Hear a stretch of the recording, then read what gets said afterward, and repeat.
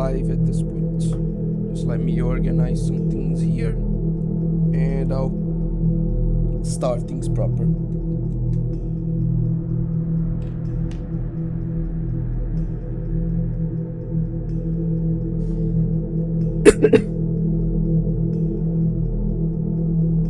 Yeah, I can consult it like this. And now let's see this. Perfect.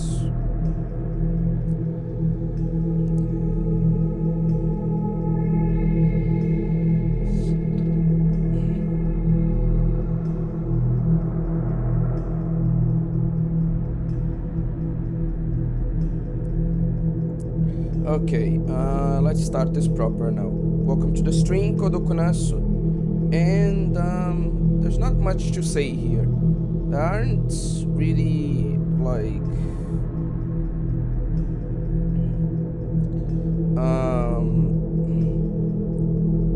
there aren't that many people here at the beginning, and there isn't anything really to comment on at this time. So what I'm going to do is instead just start reading, like from the beginning of the stream. Please let me know if the music is a bit too loud, okay? And for now, let's start.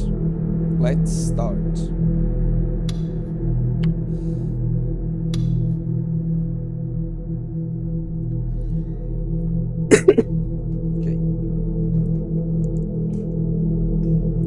There were 3 homeless people in front of a little shack covered in a blue tarp, but they didn't seem to be talking. They were just sitting there.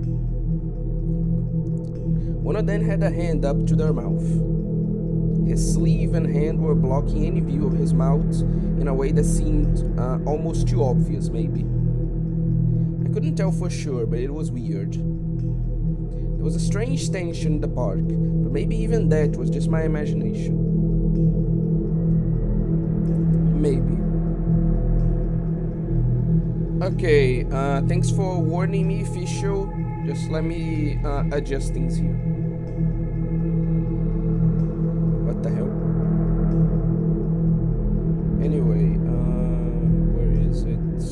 Okay. We'll do this. And then we'll do this. Perfect. Oh no, not really. Just a sec. Yeah. Is this better? If not, I'll lower it a bit more. Also, welcome to the stream. Maybe everyone in the park was a plainclothes detective? The delusion came bumbling up in my mind, making me shiver. Just imagine it's one of those situations where, like, everyone is an undercover detective or undercover agent, and they don't know that they're essentially just investigating each other. Just imagine. Anyway. I told myself frantically that it was just a delusion. But I didn't want to stay here any longer. I should get out of here. I started running. I ran over the bridge and headed to the steps going toward Meiji Street. As I stopped, I looked back at the park. The man on the bench had stood up. None of the others had moved. The man's body was turned toward me, but his face was turned to the side. He was about to walk toward me. It felt to me like he was walking a little fast. He was chasing me. That man was a detective. He seemed to be in a really good physical shape, for one thing.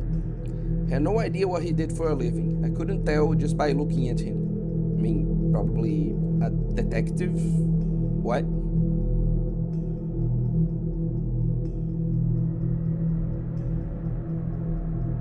Like, why wouldn't you assume that, like, he's just a detective for a living? Not, like, that's a pretty well-paid profession, I think. Whatever, anyway.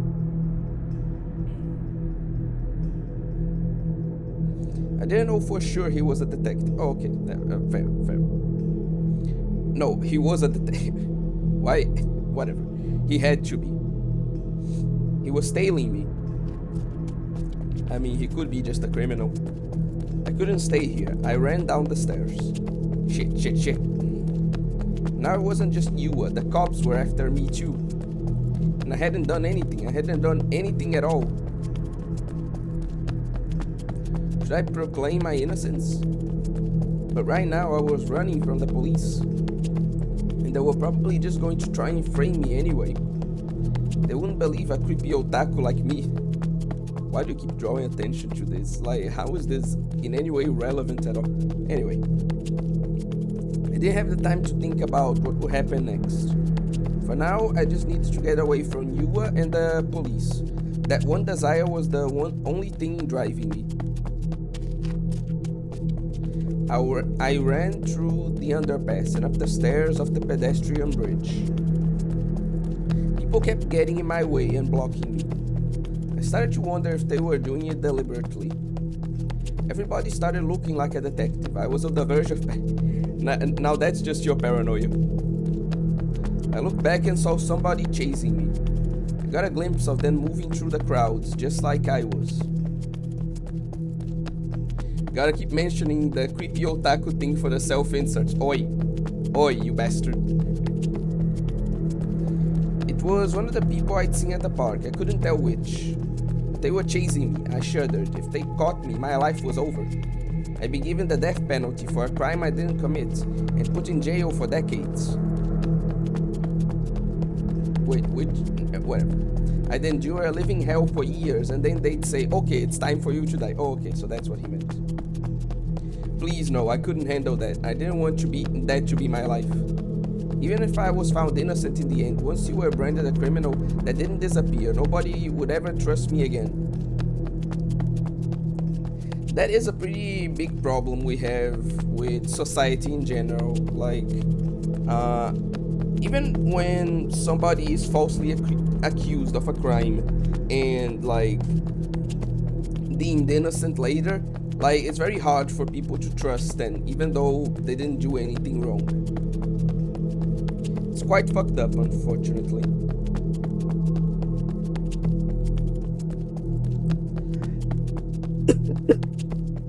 I ducked into a small side alley and kept running as fast as I could.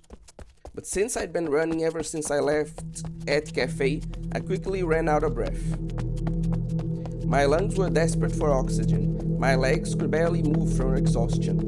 I regretted not exercising more, but it was far too late for that now. Finally, I stopped, leaning forward with my hands on my knees and panting. I couldn't run anymore. I was in a place I recognized. The distinctive red brick exterior, the big lit-up sign reading Gigantes. Oh, hello, Big Pew, welcome. I'd come here once with Misumi. Back then, I'd come to see Phantasm's concert, more specifically its lead singer, Fess. Now it was quiet and seemingly empty, only the feeble light of a single vending machine illuminated the front of the building.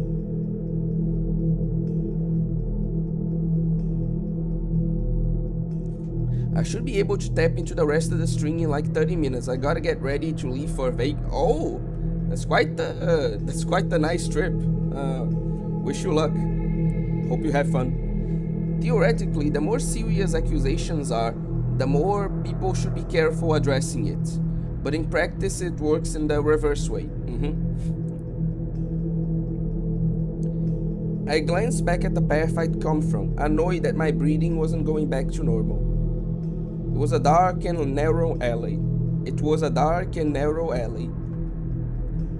I swear, that line was the start of so many, like, old detective stories. Like, the only thing that's missing is, like, mentioning that it was raining.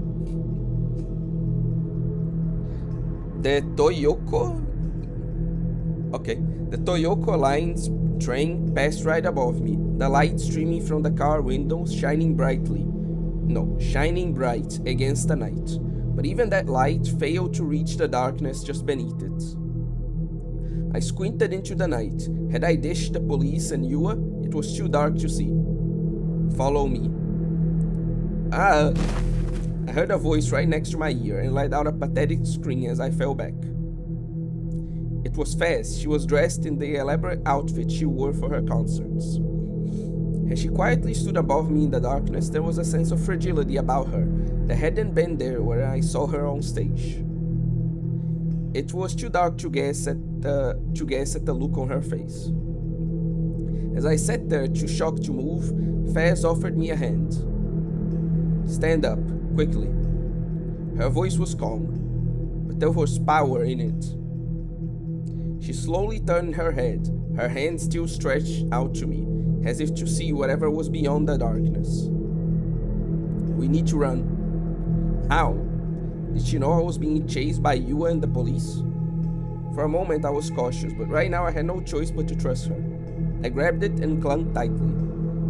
You know, maybe she is one of the, undercover detectives and this is all just a ploy to, get you faster. Ever thought of that? Anyway. Her hand was cold. As I stood, she started to run. I was angry because of how exhausted I was, but if it weren't for Fez, I might have stayed there until the police caught me. I wanted some water, but I knew there wasn't time. Fez kept pulling me onward. We went down narrow alleys, turning at one intersection after another. I no longer had any idea where I was going. I barely knew the layout of Shibuya anyway. At this point, I just have to keep following Fez. Part of me thought for a minute that this might be a trap of Shogun's, but I brushed the thought away. Okay, so he at least considered that. Even if Fez was working for Shogun, there was nothing I could do at this point. My leg muscles were filled with lactic acid, and all the running must have kept my brain from getting enough oxygen, because I felt like I was on the verge of passing out. Sorry. My voice may sound weird, probably not, but it may, and I may have trouble pronouncing certain things because I'm sick, okay? Just warning you guys. I had to stop myself from telling Fez that I couldn't run anymore. Actually, I might have said it a bunch of times without realizing it. But Fez just kept running, without even looking back at me once. Next thing I knew, we were on a path directly beneath the highway. We were close to Shibuya Station, but there weren't many people here at all. Fez headed down a stairwell that led into the darkness. It felt like she knew exactly where she was going. When we got to the very bottom, she finally stopped. I let go of her hand and grabbed onto the stairwell's handrail, panting for breath. How much running had I done today? I wasn't sure if I'd ever exercised so much in my life.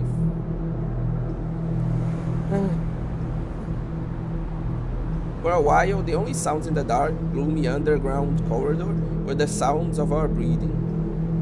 I looked up at the stairwell's entrance. Nobody had followed us. Had we gotten away? That said, I never seen this little underground corridor before. It was close to the station, but there was nobody here. One of the lights illuminating the tunnel was on the verge of burning out and was constantly flashing on and off. There was a faint smell of rotting garbage. The place seemed to symbolize the underground side of Shibuya.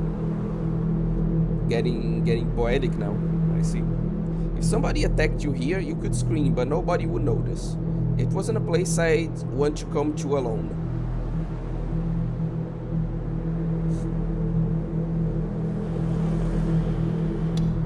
Still panting for breath, I looked over at Fez. This was the underground indie singer who was beloved by all the youth of Shibuya, the one they even called the Prophet. And here she was with a creepy otaku like me. It kinda felt weird. Beads of sweat had formed on her forehead, running in rivulets down her face. She was wiping them away with the back of her hand.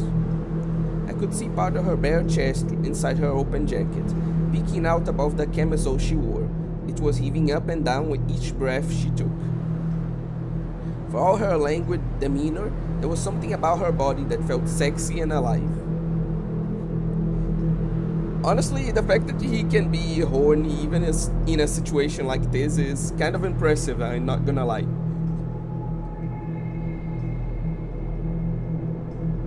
It wasn't really moe, it was sexy, probably was the best word for it.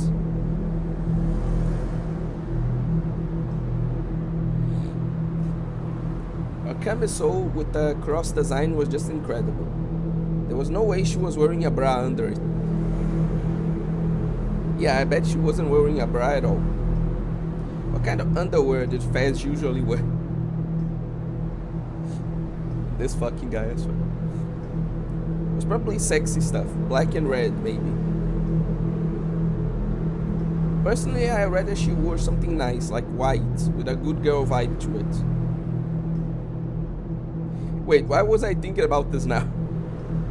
You just realized, I swear. You were being chased, weren't you? Huh? Yeah. The police? I nodded.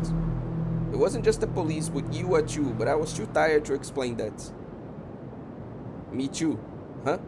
What did that mean? Every moment is good for being whole. Actually, that reminds me of a story. Like, it will be quick, I swear. Essentially, there was a guy in my class, right, when I was in high school, complaining about, like, the whole movement that feminists were doing, where, like, they thought of bras as being, like, oppressive, and wanted to encourage women not to wear them, right? And so he was complaining about that, saying how stupid it was, and like criticizing the movement and etc., calling it radical, stuff like that. And then I just grabbed him by the shoulder, I essentially I had my hand like in his shoulder and my arm behind his back, right? Like I am having trouble describing, but I hope you guys get the image I'm trying to paint in your minds. Essentially, I grab him by the shoulder and then I stretch my hand into like the ceiling, kind of in an angle, and then I said, dude, why are you complaining? Just imagine the possibilities. Just a bunch of women in like tight or like even very thin shirts with no bras under it. You can just see everything. Like, why are you complaining? If anything, we should be encouraging this movement. That seems like a beautiful future to me, right? And like, he was immediately convinced. Like, he stopped complaining the minute I mentioned that. It's just a like funny little story I wanted to tell. Hopefully, it was entertaining to you guys. Anyway, back to the game. Huh? What did that mean? They want to talk about how the lyrics I wrote are like some murder case.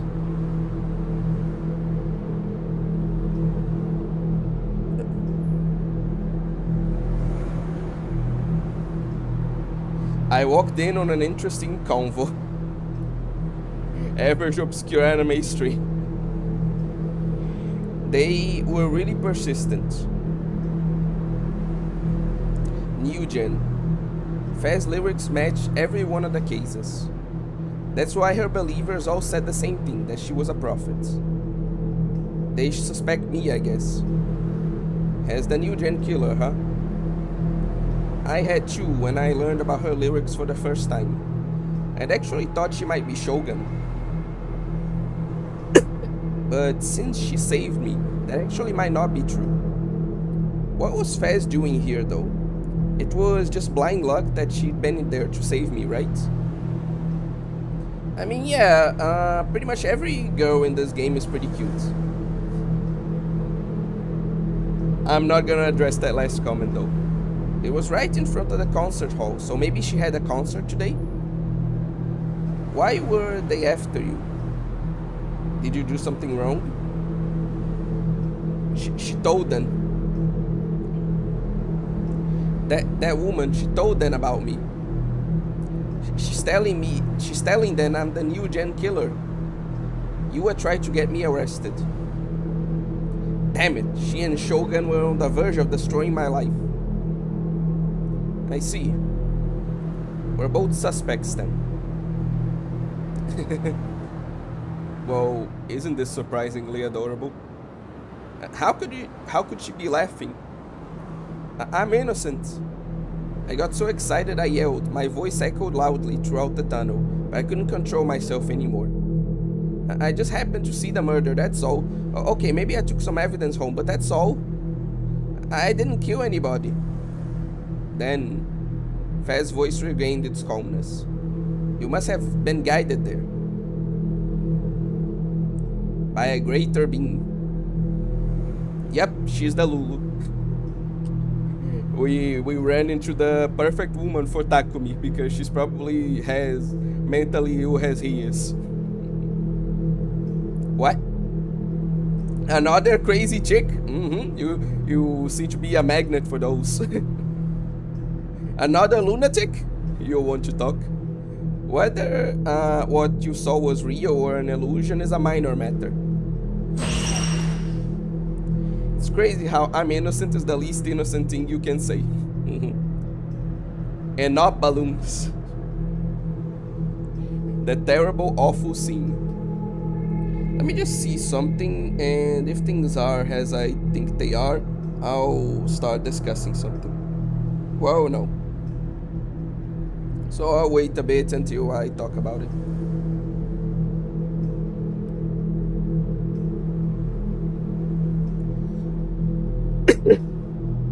From her perspective, do you think this is a green or a red delusion? Depends on what you mean.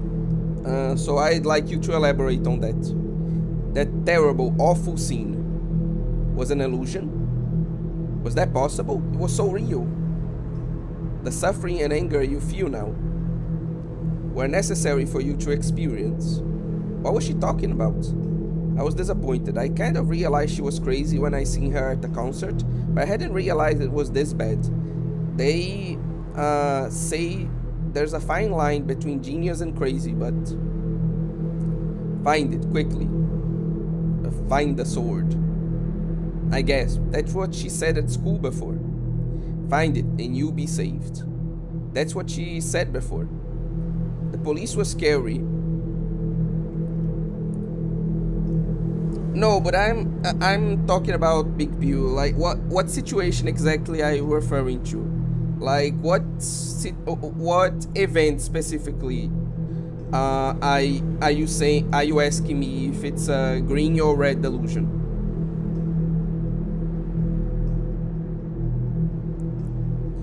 Is she talking to him like this is a part of the positive delusions or the negative ones?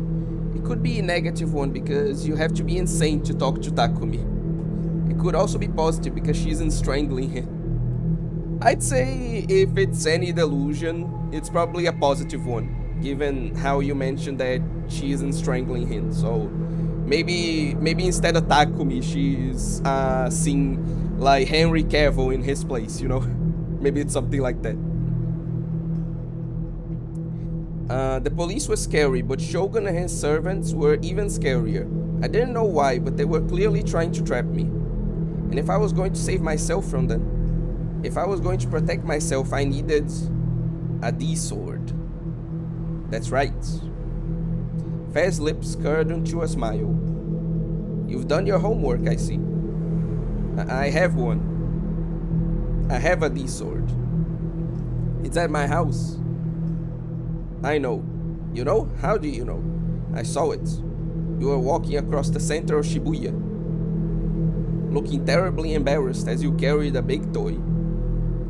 She was talking about the day I bought the D-sword. I can't believe she'd seen me. No, hang on. What had Faz just said? Toy? The smile was gone from her face. She glanced at me for a moment and then sighed. The air of ennui about her was so strong, I was starting to get nervous. It's a fake, I think. That sword you bought. I wasn't that surprised. It was exactly what I'd expected to hear, actually.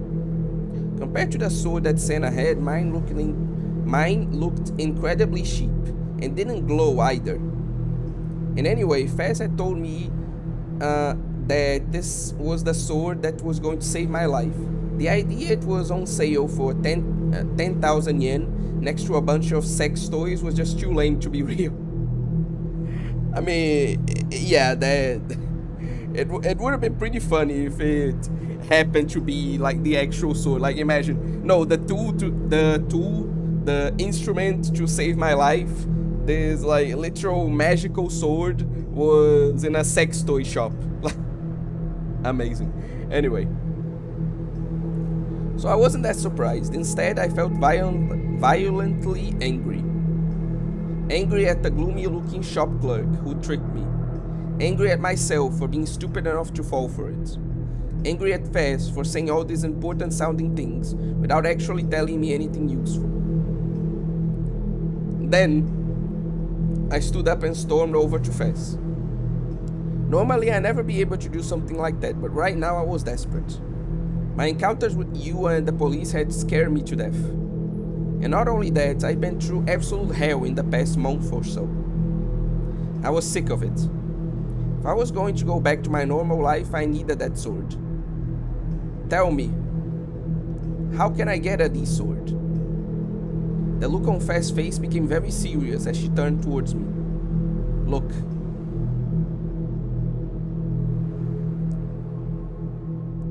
She held out her right palm for me to see. Then she motioned for me to stop getting closer as she made a fist. Then she flung her arm back. And with a sound like breaking glass, the empty air cracked and shattered. My eyes went wide in shock. Faz stared at me, her expression unchanging. Beyond the cracks in space, I could see a deep darkness. Faz stuck her hand in between the cracks and pulled hard. Ooh, nice little animation there.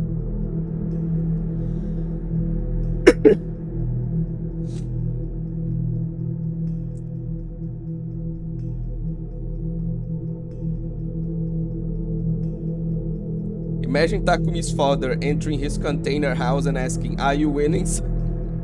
That would be funny, to be fair. And like, I don't know. I know that it is supposed to be cool, but at this point I've seen too many like videos talking about like actual sword construction and practicality to enjoy this kind of thing. Like, I'm not going to be a bitch about it and complain, but like at this point, all I can think when looking at the sword is like how impractical and how stupid it looks, you know? But anyway, and a D-sword. The crack in space was repaired almost instantly. It disappeared as if it had never been there. The whole thing took only a few seconds. Was that a magic trick or just a delusion I'd seen? I couldn't believe what had just happened.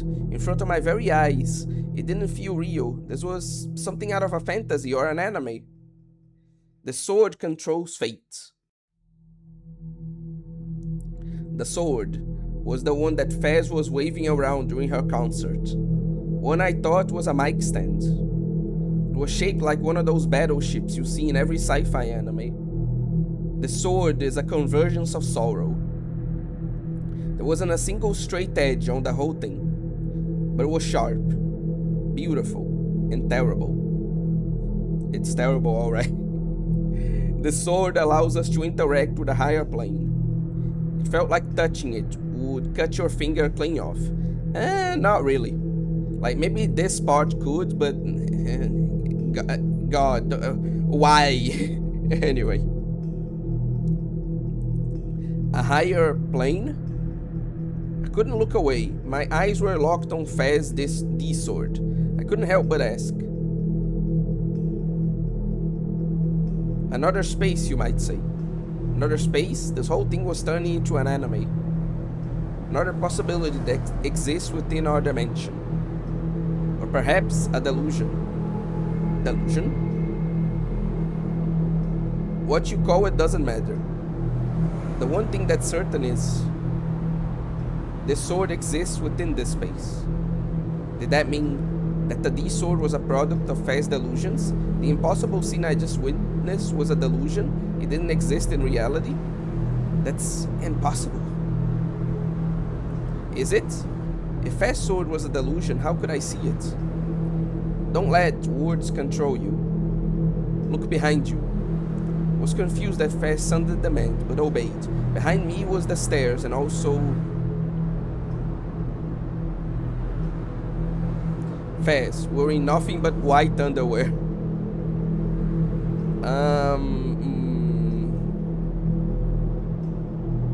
I don't think this is quite bad enough.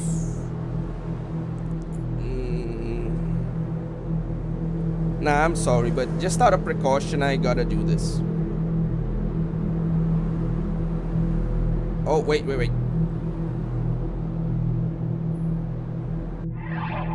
Let me see if I lost anything. Huh? What? Huh? Okay.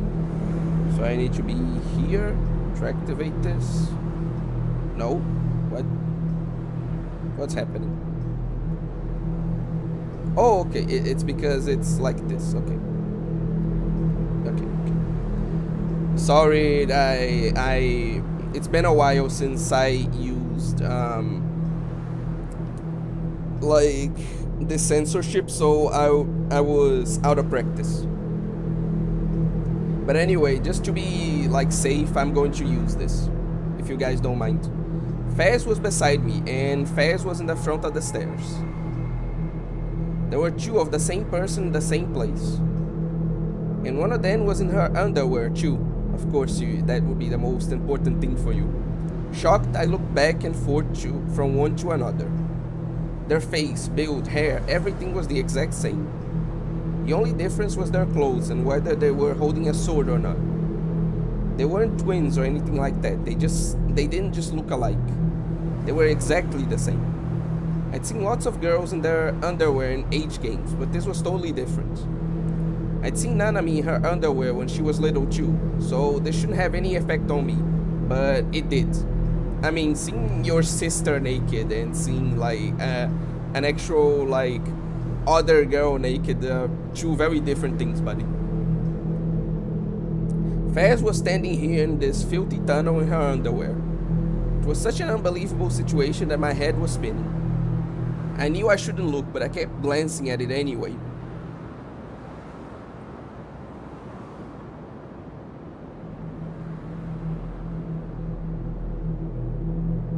It took a lot of effort to look down so I couldn't see.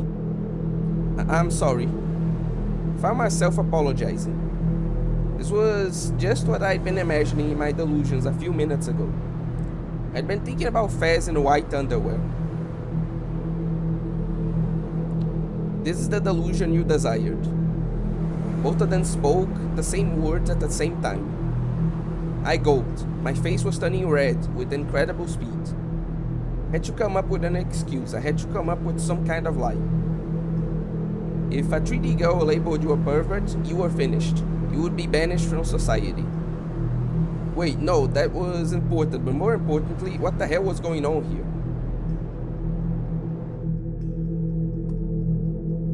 Okay, and now I can take this off. Though I'm sure some of you guys would prefer to still be staring at that instead of this.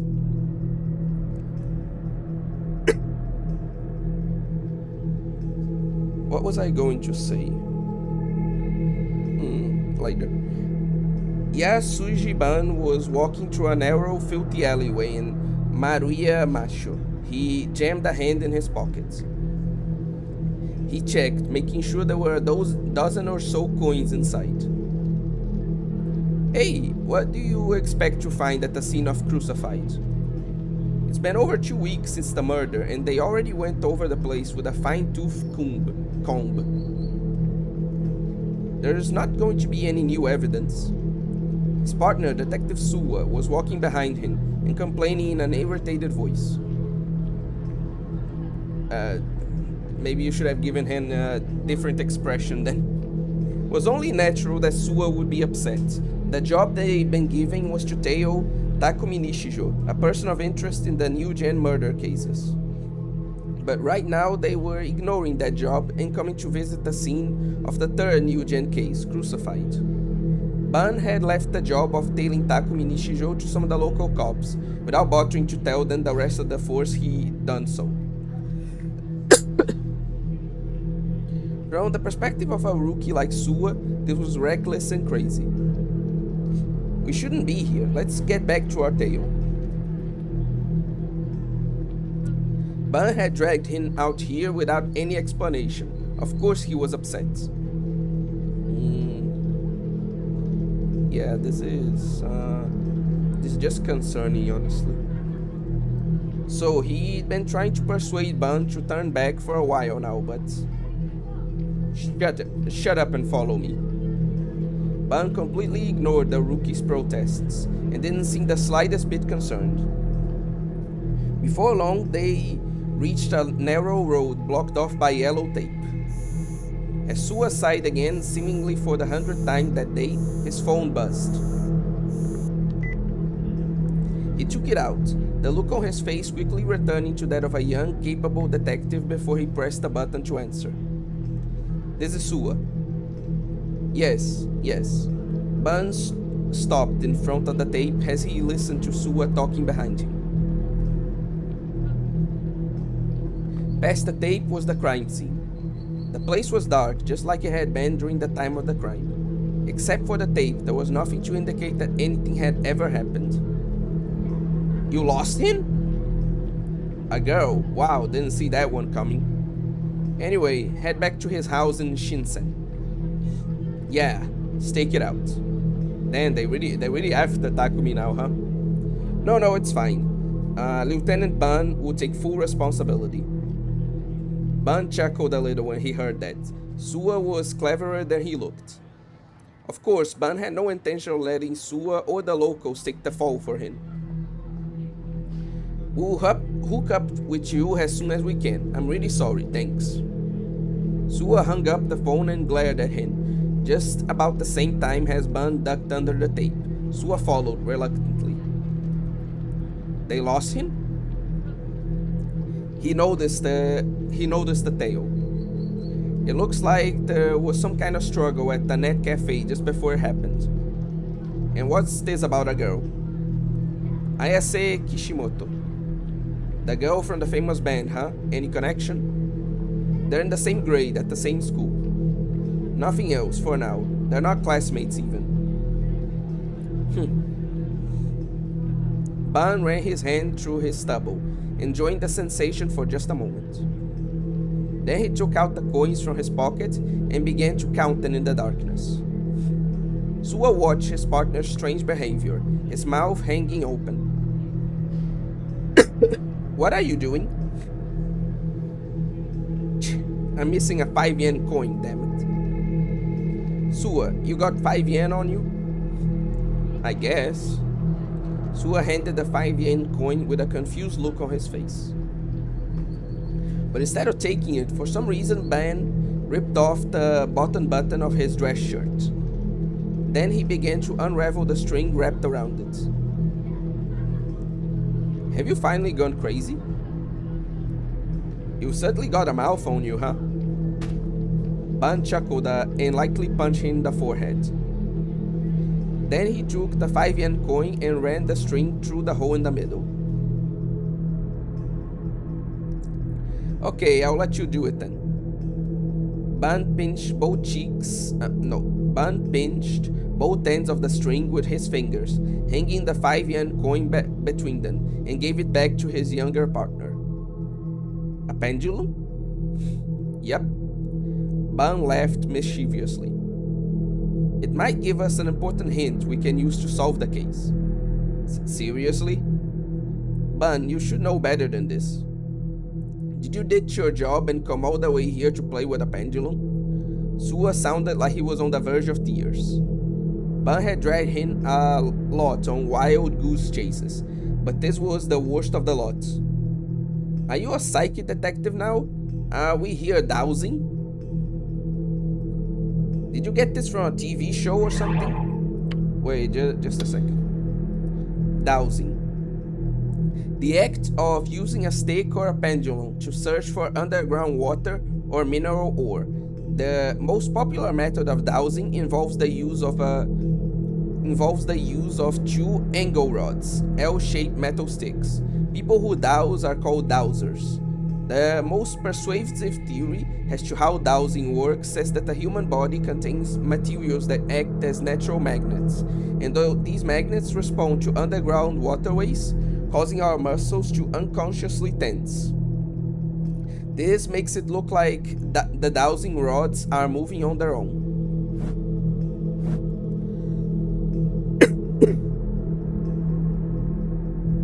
You seem to know a lot about this stuff. Well, I mean, I saw it too. Last week's Yuri Brightman. Yuri Brightman, a famous American psychic investigator. Nah, what I saw wasn't some made-for-TV thing. There was this Marty Pence professor from a famous university. But it was on TV, right? Man, you complain a lot. To be fair, I like these two's like banter, honestly. It really does sound like the typical younger cop and older cop type of dynamic. Just try it and we'll know for sure. Come on, let it hang there. Ban had seniority, so Sua had no choice but to obey. He frowned and pouted, but he did take the 5 yen coin. Then he pinched the ends of the string and let the coin move in a circle.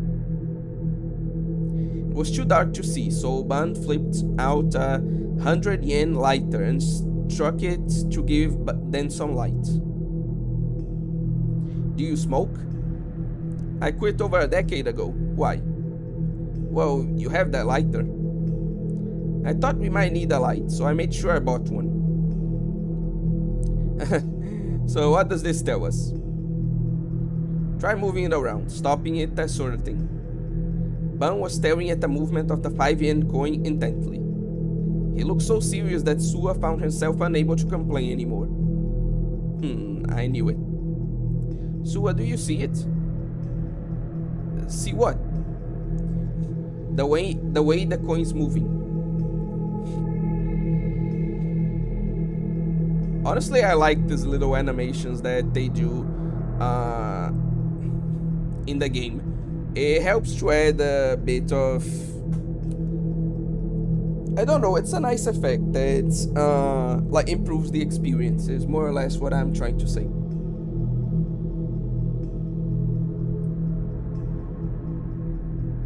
Okay. I really don't know why it takes so long for this to happen, but anyway. Feels like it's moving in kind of an ellipse, right? The coin was moving slowly in a circular motion, held up by the string. Sua looked at it, a little confused. Maybe it's just the way I'm spinning it? Are you trying to spin it in an ellipse? No, I'm being pretty random about it. Try to keep your hand steady. Okay. Sua tried his hardest to make it move in a circle, but no matter how many times he tried, he kept tracing out an ellipse. That's weird. You try and make it go in a different shape, and it doesn't work, right? Ban grinned. Sua, however, seemed unsatisfied and kept trying to spin the coin. Well, it doesn't happen just anywhere in Shibuya. But there are supposedly at least a dozen places like this. Yeah, it's weird. But so what? Ban looked up with a satisfied smile, putting the lighter in his pocket and taking the fan out from his belt. You know why so many young kids are drawn to Shibuya? Cause 5 yen coins travel in ellipses. This fucking guy. Sua meant it as a joke, but Ban calmly waved his fan and nodded. Yeah, that's right. What? Wait. Okay. Do you know why so many young kids are drawn to Shibuya? Faz began talking about something completely different. Internally, I was relieved. I thought she'd treat me like I was a pervert, but instead she just ignored what was happening. There aren't many places in Japan, no, in the whole world like this. Did that have something to do with the D sword? If not, I didn't care. I needed Fast to tell me how to get a real D sword. Not Shinjuku or Ikebukuro. Shibuya. It's Shibuya that's famous. The two faces were speaking to me simultaneously, one in front of me and one in the back. They were in perfect sync. Listening to them made me feel kind of strange. Maybe Faz had split, maybe one of them was real and the other wasn't, or maybe both were fake. Shibuya is the city of youth. Every Japanese person knows that. Why is that? Why? Well, I didn't care. Because it's a city of fashion? Because there are so many stores? Because so many trends start here? All good guesses. Because it's on TV a lot? Because it's easy to get to? No, none of these reasons are correct. The two faces paused for a moment. I felt awkward, with a Faz watching me both in front and in the back. The Great Will. Suddenly, Shin Megami Tensei. The will of a higher dimensional being, or put more simply, God. Oh no, could this be? Was I being recruited for some kind of weird cult? I started to panic. I wasn't sure if I should run. But when she said her next words, that ceased to be an option. That these swords are an expression of the Great Will's guidance.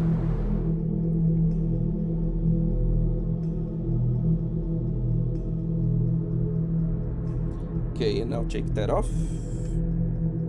Perfect.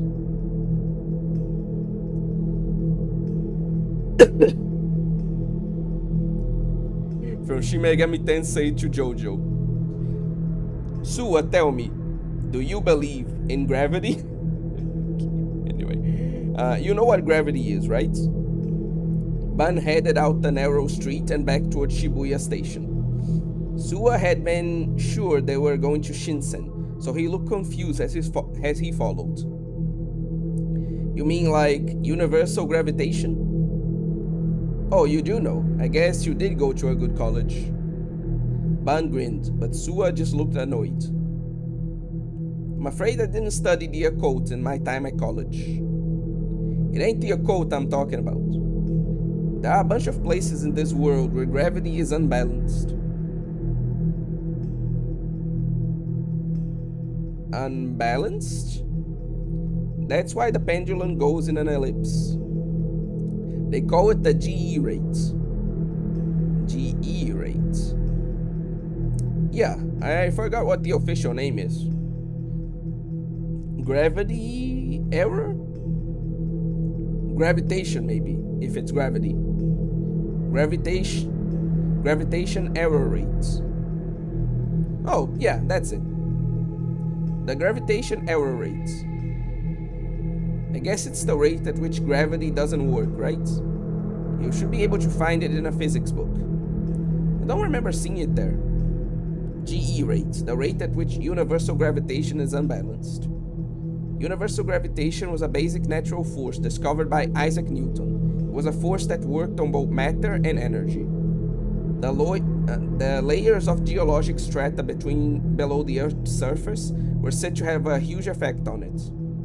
Layers of volcanic rock beneath the Earth, for example, were known for screwing up magnetic fields. That was why, for instance, compasses wouldn't work in the Aokigahara forest at the base of Mount Fuji. Pretty interesting if true. A fossil layer would be another example. It would contain large amounts of iron and calcium, and research showed that these could reflect magnetism. I mean, yeah, obviously. And magnetite, especially, was known for its effects on gravity. Magnetite was a naturally occurring magnet with octahedral crystals. If enough of it were to ever be found in a single place, that it would exist as a geologic dike. It would be as if the surface of the Earth itself had turned into a magnet, would likely have a slight effect on the gravity in the area. You could take the effect these geological factors had on the gravitational balance of an area and turn it into a number. That number was its DE rate. Okay, since we went through quite the lengthy scientific explanation, I'm going to check something and then ask you guys a question, okay?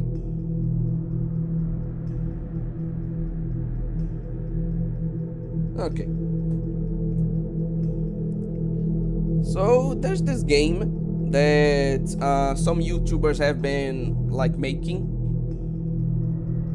been playing, I should say, and I wanted to play it with you guys. It's going to be quick, don't worry. I'm going to get back to the game soon. So,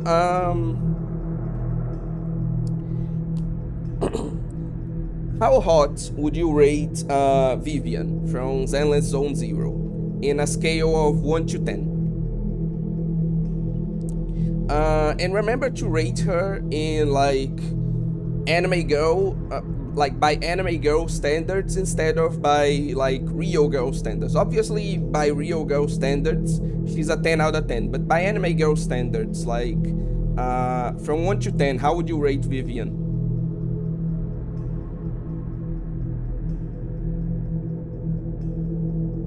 I'm going to wait for a couple seconds, and then Dan.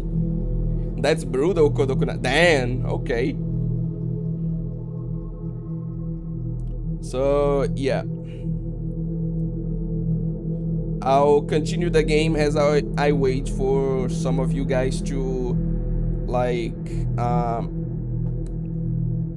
answer the question as well. 2 out of 10. Jesus, why so brutal, man? She doesn't even have balloons or anything like that. By the time Ban finished his explanation, the two of them were out on one of the bigger streets in Dongenzaka. The whole area suddenly seemed much brighter. Shibuya's average GE rate is supposedly among the highest in the world. There's been cases of people setting a ball on the ground and having it travel up a hill. Seriously? Suwa had been quietly listening until now, but his reaction was a little overdramatic. It sounds like something out of a sci-fi movie. You love those, right? I don't like the cerebral one. I don't like the cerebral ones. I like the big space operas. Whatever. What you're saying sounds like it makes sense, but I can't believe it.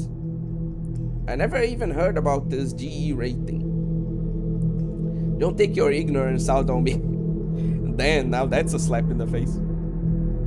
A detective needs to be able to look at things in an objective way. But Suwa was right. GE rates were a minor field of study and not something you'd ever learn in the typical college curriculum. Okay, Kodokuna, so I get it, but why? That's my question. Ban had only found out about them a few weeks ago. You still haven't told me the answer anyway. Why would an unbalance in Shibuya's gravity attract young people to it? Humanity has a strange relationship to gravity.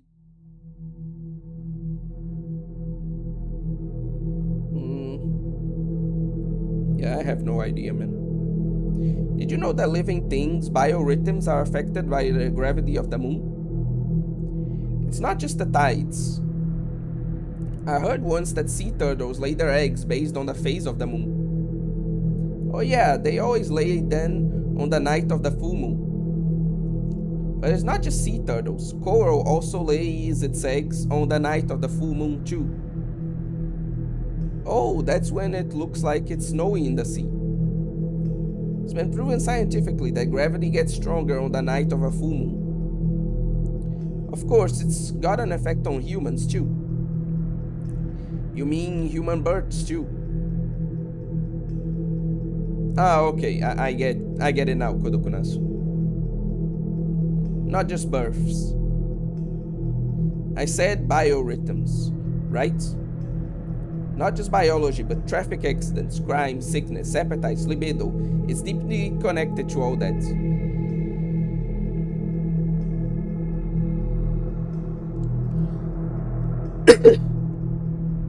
For some reason, that reminds me of like heat wave theory. But anyway, they said the blood goes to your head when you get mad, right? That's because the moon's gravity is pulling it there. That's going a bit too far, I think. It's like you're saying that we don't have any emotions of our own, and it's all the moon's fault. Well, no, but it does have an influence, yes. I'm not going that far. Mass psychology, they call it. You know how when you come here, you start feeling good, you want to go a little crazy. It's the same with how everybody's reacting to the New Gen incidents. Everybody in this city who sees it has the same reaction. They're all having a great time. None of them are worried they might be next. They're all just enjoying the show. And that's because the GE rates? It's possible, right? If the young kids all have this subconscious idea that coming to Shibuya means a fun time, that explains why they're so drawn to it, yeah. Ban was impressed. Suwa was a quick learner. He was still young, but he was good at this stuff. And what made him different from the other kids was that he didn't just blindly follow his partner's orders. Something seemed wrong or he had questions, he'd speak up. I mean, that is a good trait, yeah. I get how the GE rate works, I guess, but how does that help us find the killer? If the GE rate was causing crimes like this one, you'd think we'd be seeing new gen cases going back hundreds of years. Well, that's what needs to be looked at now, by a specialist, that is. You're not going to look into it? I'm a detective, not a scientist. Ban grinned. All I'm investigating is new gen. That's why I skipped out on work to come measure the GE rate at the crime scene. Say every spot had the same GE rate irregularity. What would that mean exactly? What would that mean, you think? Don't tell me. Sua's eyes went wide, and he stopped in his tracks. He seemed to have noticed what Ban was leading him toward. The next murder is going to take place at the spot with an irregular GE rate? That will mean we could narrow down potential locations at the next murder, right? That's smart. We don't know that for sure. That's what we're about to find out. There was something in this town. Something unknown, lurking behind the glamour and the lights. Maybe it was Pandora's box, which nobody should ever open. That's what Ban thought as he watched people come and go down the street. Sorry.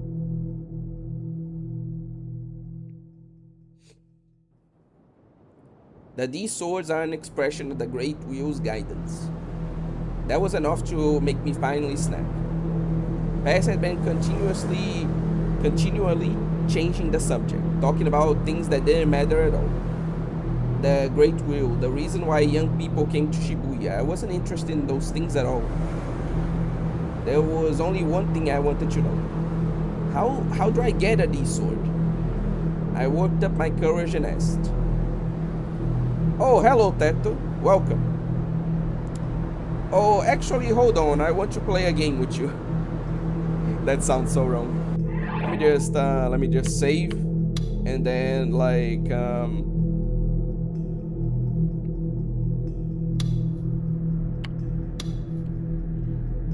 yeah, she is, but I want to play a little game, right?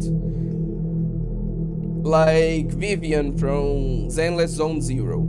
Essentially, I want you to rank how hot she is from 1 to 10. And remember to rank her in anime girl standards. not by like real girl standards, okay? While you do that, I'm going to check up on something, and then we'll continue like the game.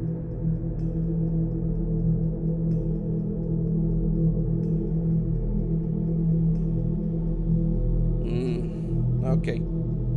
Yeah, this isn't going well.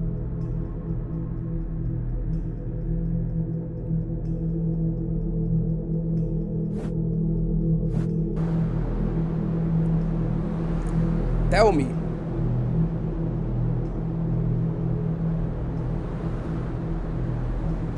Fez's expression of ennui stayed unchanged as she looked down at her own sword.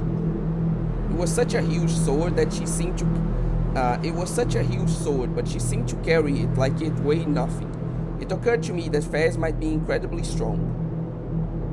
It's not something you can be told. Why? After all that crap she made me listen to, she wasn't going to tell me the most important thing? What the hell? You have to find it by yourself. I don't know how.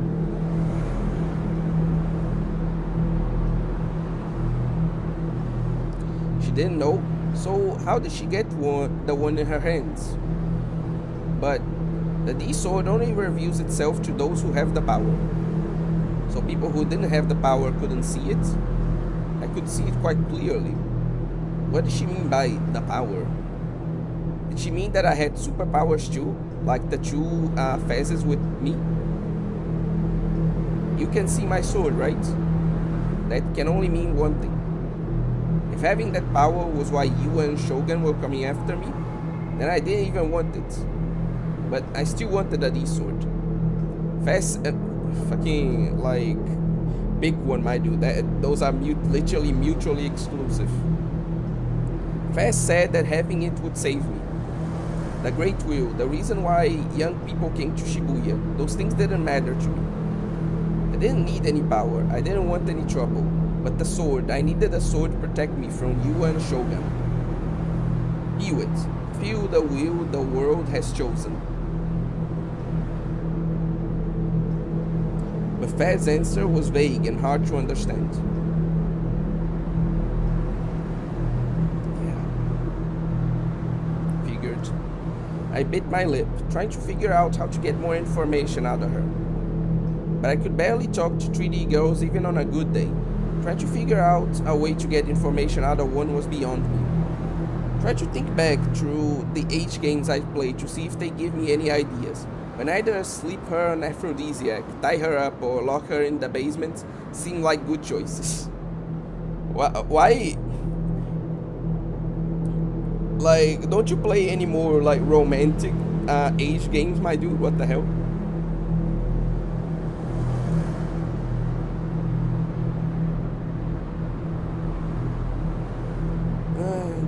There's going to be so much work after this. Man, I just realized that I might be a piece of shit. You only now noticed? What's your name? Huh? Fez had turned away from me and was walking deeper into the tunnel. I'm Ayase Kishimoto. Only then did I realize we hadn't introduced ourselves to each other. Takumi Nishijo. As Ayase had her back to me, so I couldn't see the look on her face. Couldn't tell why she'd left. Let's meet again, Takumi. Ayase got further and further away. Turned around, a little afraid to look at what the other Ayase was doing. And she was gone entirely. Whether she literally disappeared or just walked out of the tunnel, I couldn't tell. Ayase had said she was a delusion. Was that the power of a D sword? I looked back down the tunnel. There was another staircase 50 meters down the tunnel. Ayase was walking up to it. Before long, she was entirely gone from view. I was left alone with the silence of the eerie tunnel. Didn't have the courage to yell at her.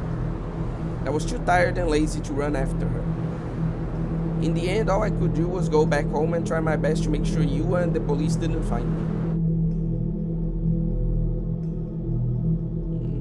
That reminds me, honestly. But why is this happening? I don't get it. Anyway.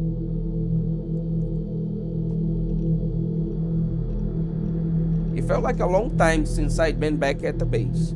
In fact, though, I'd only been gone about 12 hours. That is quite a chunk of time, to be fair. The PC was still on, and my Satan screensaver was smiling into the dark room. Made sure to carefully lock the door from the inside, then threw myself on the sofa. When I closed my eyes, all the things that had happened to me today came flooding back. I couldn't believe the cops thought I was the killer. They were totally wrong. There was no way I could kill anybody, right? Do your jobs, damn it. This isn't a game. I bet they were just coming after me because I was a creepy otaku. Otaku had low social status. Nobody would complain if one was made out to be the killer. They weren't making any progress finding the real killer, so they wanted to make me out to be a scapegoat. Damn it. How was I supposed to clear my name? The events at Ad Cafe came back to me and I shivered. There was somebody even scarier than the police out there. Yua was my enemy. I let my guard down because I hadn't seen her for a while. I thought she was just going to leave me alone. But today I realized my mistake. I needed the D sword to fight these people. I looked over at the cheap sword next to my computer. It was a fake according to Ayase. Only those with power could see a real one. But Nanami had been able to see mine on the day I bought it. And unlike Ayase's and Senna's, my sword didn't glow. Where was the real sword? I needed it as soon as I could get it. Otherwise I was doomed. I was so sick of all this awful stuff that kept happening to me. You have DID, dissociative identity disorder, multiple personalities. No, that's not true. It's impossible. They say multiple personality disorder is really rare in Japan, don't they? You just saw too many movies and read too many novels. I didn't have multiple personalities. There was no evidence anywhere. No, that doesn't count. The sheer denial, I swear. But it would explain that chat log. She made it up. It's not evidence of anything. You can see the two voices in his head like fighting. But there's no evidence that I don't have multiple personalities either. The doctor didn't diagnose me with having multiple personalities. But then Dr. Takashina vanished right after that for no good reason. I'm me, not somebody else. I know that better than anybody else. Again, it's funny that he's saying that while literally like there are at least two voices in his head discussing. But I wasn't sure who I was. Suddenly I felt the prickling on the back of my neck. The same as always, someone's gaze watching me. Whose eyes are those? That's right, it's Shogun. He did it. He basically came out and admitted it in the chat log. He was working with Hen. Shogun's behind all of New Gen. But did Shogun even really exist? How did I know that he wasn't just a delusion? I'm sane. I'm totally sane, right? I held my head in my hands and screamed out to an empty room. An answer came from... You've got mail, dork. Seda? I slowly walked over to my PC and opened the email. It was from Grin. The subject was found something cool. It was probably more good or some mental browser crash image. I didn't have the time to deal with his trolling, but I decided I'd at least read it. Subject, found something cool. Sender Grin. Nightheart, how come you're not in chat? You're not playing ESO either. Couldn't find you, so I had to send an email, lol. There's like URL here. The video's totally nuts, you gotta see it. I know you probably think I'm just trolling you, but it's got the new gen killer in it. Everybody online's talking about it, so you gotta watch it or you'll be left out, lol. A video of a new gen murder taken by the killer? My fingers were shaking on top of the mouse. I couldn't take my eyes off the text. Did it show who the killer was? Who was it? Was it me? Part of me wanted to see it, and part of me firmly resisted. This would be proof. Proof I wasn't the killer, or maybe proof that I was. I didn't know which it would be. It was like gambling in a way. Felt my heart begin to race as I moved my mouse cursor over to the link. But I couldn't work up the courage to click it. I want to save you. Don't shut up. Don't treat me like I'm the killer. Don't try to have sympathy for me. I didn't do it. You're the one that's working for the killer. Anger boiling within me, I clicked on the link. It opened a YouTube page. The video's window read loading. It's not me, it's not me, it's not me, it's not me, it's not me. The video only took 10 seconds to load, but to me, those 10 seconds felt like an eternity. Eventually, the loading ended and the video began to play. It was showing someplace very dark. The background was totally black. Was it indoors somewhere, maybe? I brought my face closer up to the monitor to see if I could make out any details. It was dark and hard to tell, but there seemed to be several boys and girls there. They were all talking really loudly. Maybe it was the low audio bitrate of the video, or maybe it was that they were all so excited, but I couldn't make out what they were saying at all. Sometimes they would scream violently, and the static from the low-quality mic would be awful. After watching a while, I could tell that there were 5 people, 6 if you included the cameraman. The cameraman was carefully staying out of the frame. It was hard to make out the faces of the others in the darkness too. They seemed to be cheering each other, rubbing each other's foreheads, giving out friendly pats on the back and hugs. The girls seemed to be crying with joy in loud voices too. It was a strange scene, sure, but what did it have to do with New Gen? Was it really the New Gen killer who was filming this? If nothing else, I didn't remember doing it.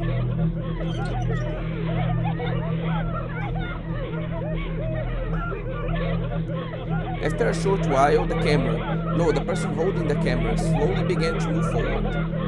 The 5 people in the shot, originally about 5 meters away, began to loom larger in the frame. The video's resolution was very low. Maybe they dropped the bitrate as low as it could go during encoding to keep the file size as low as possible. Cameras these days all had night mode on them. Why wasn't the cameraman using it? I mean, you said it yourself that would add to the size of the video. Maybe it was an old camera? Suddenly the camera panned from left to right, showing the surrounding area. What I thought was a black background was actually the night sky. The video was being filmed outside. The reason I hadn't seen any buildings was because they were on top of a skyscraper. The 5 boys and girls were standing right on the edge of a tall skyscraper. Behind them was a sheer drop. You could see the lights of Shibuya spreading out from below. Finally I understood.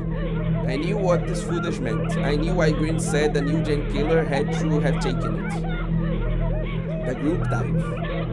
The case where 5 boys and girls had jumped off the locked roof of Cornelius Tower. The New Gen case they weren't sure if it was a suicide or a murder. This video showed the 5 who died in the jump. Then that would mean a 6th person was there when it happened. I'd been wrong about what they were doing. They were all crouching on the ground, clinging together and crying. They all seemed to know they were about to die and they couldn't accept it. One was shaking their head no over and over. One was on their knees, sobbing and ripping at their hair. One was screaming at the cameraman, demanding to know why they were doing this. One had already gone crazy and was crying while they left. What I saw was a violent desire for life and a powerful wish not to die. In helpless fury at the unfair situation they were in. But what was strange was the cameraman's voice wasn't in the video at all. The person recording the video was almost eerily calm. Stop it, stop! The video was close to a month-old. Nothing I said now would ever change it. I knew it was meaningless, but I still couldn't help but scream at the monitor. None of them want to die.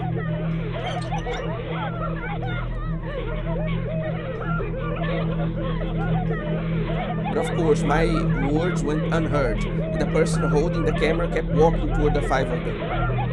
They began to crawl away from the camera in fear. But it didn't matter. The edge of the heliport was right behind them. There wasn't any kind of safety fence. There was nowhere to run for the five of them. Another step back and they'd fall. The camera slowly kept going forward, as if taunting them, oblivious to their cries. But even as it got close, whoever was holding it did nothing but move forward. Then suddenly, all five fell silent. They didn't make any motion toward each other, and nothing happened to cause it. But they all fell silent at the exact same time. They stood up. The wind on top of Cornelius' tower was strong. It threatened to knock them over. If they slipped, they'd fall. And then they all took each other's hands as if in resignation. Their hands clasped tightly with one another's. Stop! No, don't do it! Silence. Even the sound of the blowing wind felt like it had stopped. The only thing I could hear was the sound of the cars traveling on the highway below the skyscraper. The cameraman still didn't do a thing. And then, one of the five, ever so softly, whispered,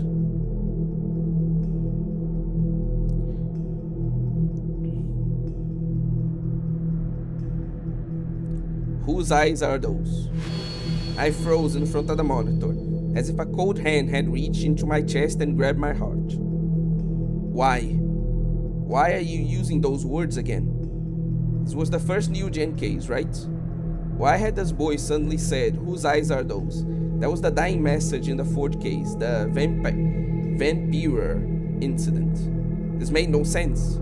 The video continued, oblivious to my screams. The five of them slowly stepped off the edge, as if there was a path waiting for them there. And then they fell off, into the darkness of the night sky. No. One sec. Into the darkness of the city sky. Sorry. I bit my lip and covered my eyes.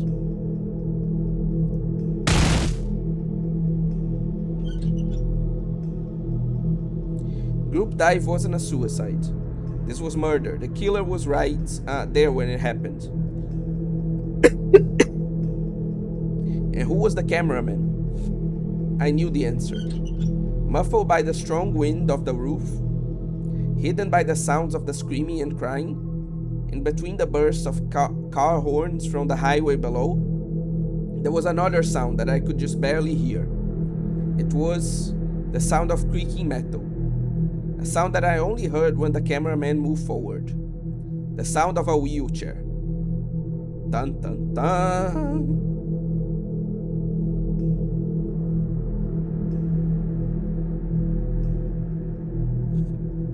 What I saw then was real.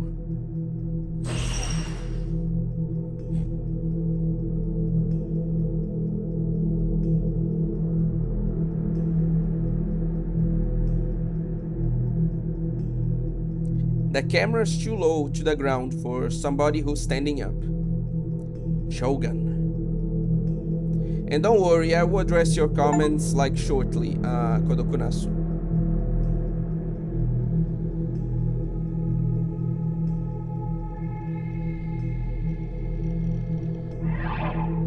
Let me just save here.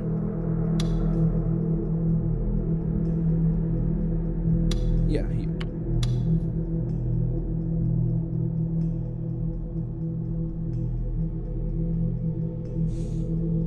Yeah, I have no idea, man. I really just don't.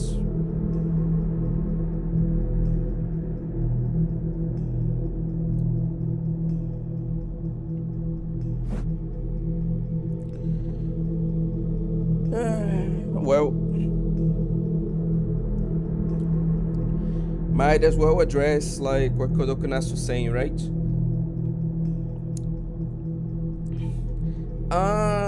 Like the whole argument of like comparing it to Felix and Kolhon from the Ref movie is like really good. I hadn't even thought about that, but yeah, that could like counter most of these arguments like that people make. But like what was particularly funny to me is that the redesign looks like Tatsumaki from like One Punch Man, which people will still see and like call it like a PDF design, right? And it's always funny when they say, "Oh, it's not that we hate petite woman; it's that you guys are drawing literal children." Let me like show you guys how a petite woman would actually look like in the anime style. And like every time they do it, they just arrive at a design that pretty much everyone would still call like pedal bait, because like we know characters that have those types of designs that are still called pedal bait nevertheless. So it's just kind of funny, to think that all their efforts are like for naught.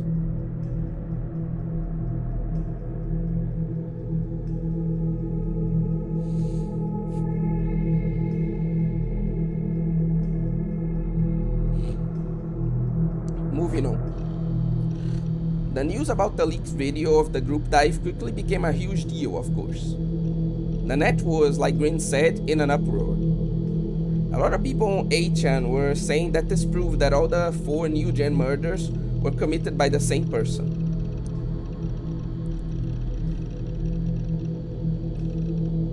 The killer has got to be Whose Eyes Are Those? The guy who upped the video to YouTube has to be the killer, right? Totally Whose Eyes Are...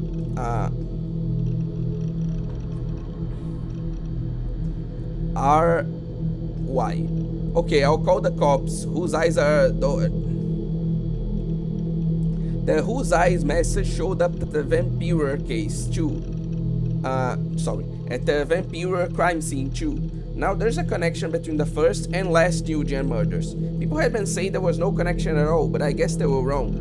So then the pregnant man and crucified are also... Oh shit, this is exciting.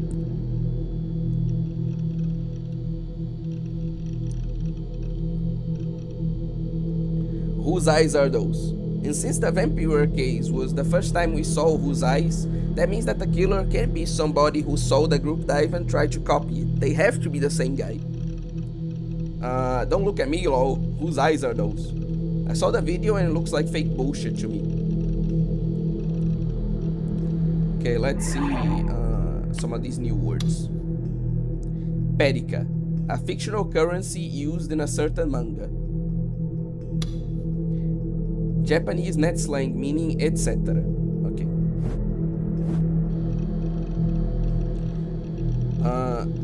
I bet one Perica, it's some theater group trying to make a name for themselves. Don't say whose eyes, guys. You're just egging the killer on. So this means all the new gen murders were the same guy, right? Whose eyes are those? Maybe the other side of that ledge only drops down 2 meters and there's like a mat or something low.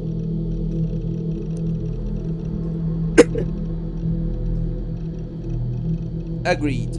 As long as that phrase is popular, we're going to keep seeing more murders. Cut it the hell out. It's not funny anymore. I live in Shibuya. Sob lol lol lol. Don't look at me. It's the most viewed YouTube video. Hey lol lol lol, don't look at me. It's the top article on MHK News. KTKR. Has Whose Eyes claimed responsibility yet? The TV news was just as excited. 140 was right. All the non-government run TV stations, except for TVTK, had done specials on it. They've been showing the video non-stop. None of the specials were longer than an hour, but the fact that the video was broadcast all over the country was shocking. Of course, all the stations cut the last part where they actually jumped, but the effects they had were incredible.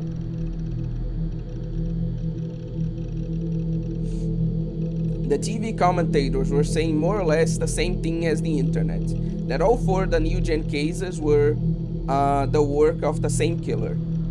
It was inevitable that they'd say that. At least the new gen cases had something in common.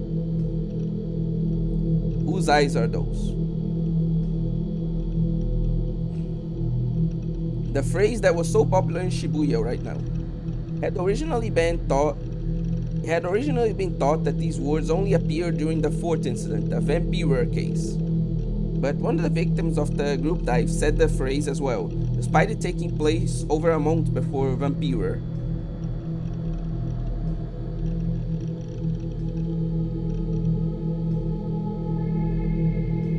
Now, out of the 4 murders, it had appeared in 2, the first and the most recent one, which meant it was probably the same person responsible for all 4.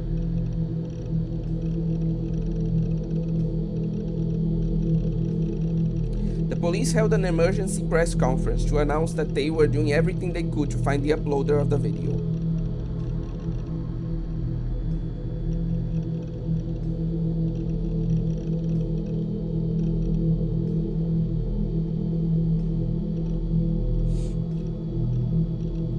Politicians issued statements expressing their anger and sorrow and demanding that the killer be caught immediately.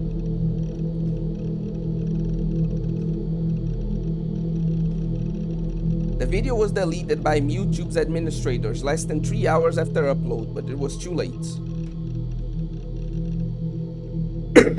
8 channels everywhere had downloaded it already, and nobody could stop it from being spread now. And then, late that night, the police made their next announcement. The video of the group dive incident was uploaded from a manga cafe named Ed Cafe, specifically the PC in room 37. Oh, damn, the plot thickens. Like, we're getting more and more evidence that Takumi may actually have, like, dissociative personality and may be the one, like,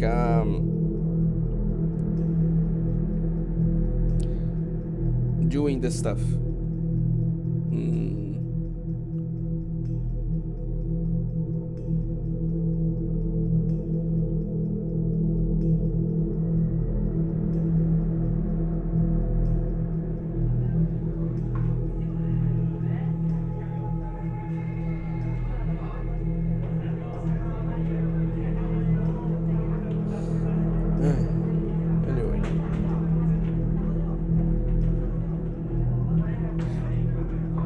In the whole lolly debate, the matter of it looks too much like a child is the biggest slippery slope which actually happens. I've seen some people in the last few days who said that Kana is a PDF designer comparing it to Freeran has a correct petite woman. Well, we all remember the drama with Rock Solid post about Freeran and Freeran is flat is a PDF design. And even yesterday in one meme, 6 things I hate in anime, there was old ladies looking like kids and attached Freeran photo. Again, it's the same thing, like people who try to say that cope that like, oh no, like it's not that we hate petite woman, it's that you like exaggerate and make it look like a child, when like, no, it's just that they think any petite woman looks like a child. And again, it's so funny that some people will try to differentiate the two only for nobody but tend to care and just call them like pedophiles too. Again, I already discussed this, you already know my points. Heck, it even sadly occurs with real women as well. Like, there are lots of real women that get like essentially like accused of being children and like spreading like bait essentially of themselves when they are like in their 20s or even 30s sometimes. Like, it's just really awful all around, honestly. I sat in my seat and leaned forward, my head pressed against my arms. I'd been listening in on the conversations around me without even realizing I was doing so. Today I was feeling really sensitive toward other people's voices. After listening to a few conversations, I realized that everybody was talking about the group dive. Just like I thought they would be. Some of the girls were even saying, "Whose eyes are those?" as a joke. I bit my lip and stared down at my desk. That video was proof. Proof that Shogun was real. Proof I wasn't the killer. So I didn't have multiple personalities. The old man in the wheelchair was the new gen killer. Maybe he's trying to frame him or something? But why had Shogun uploaded the video? Nobody had any clues to the identity of the killer. Why would he reveal himself now? I thought about it and come to two possible conclusions. The first was that Shogun may have just wanted attention and recognition for his crimes. Given how he'd shown himself to me, that seemed likely. The other was as a challenge to me. For some reason, Shogun and his servant Yua were after me. I didn't know why, but they almost succeeded in making me out to be the new gen killer. The police might still suspect me. Shogun was trying to trap me even now.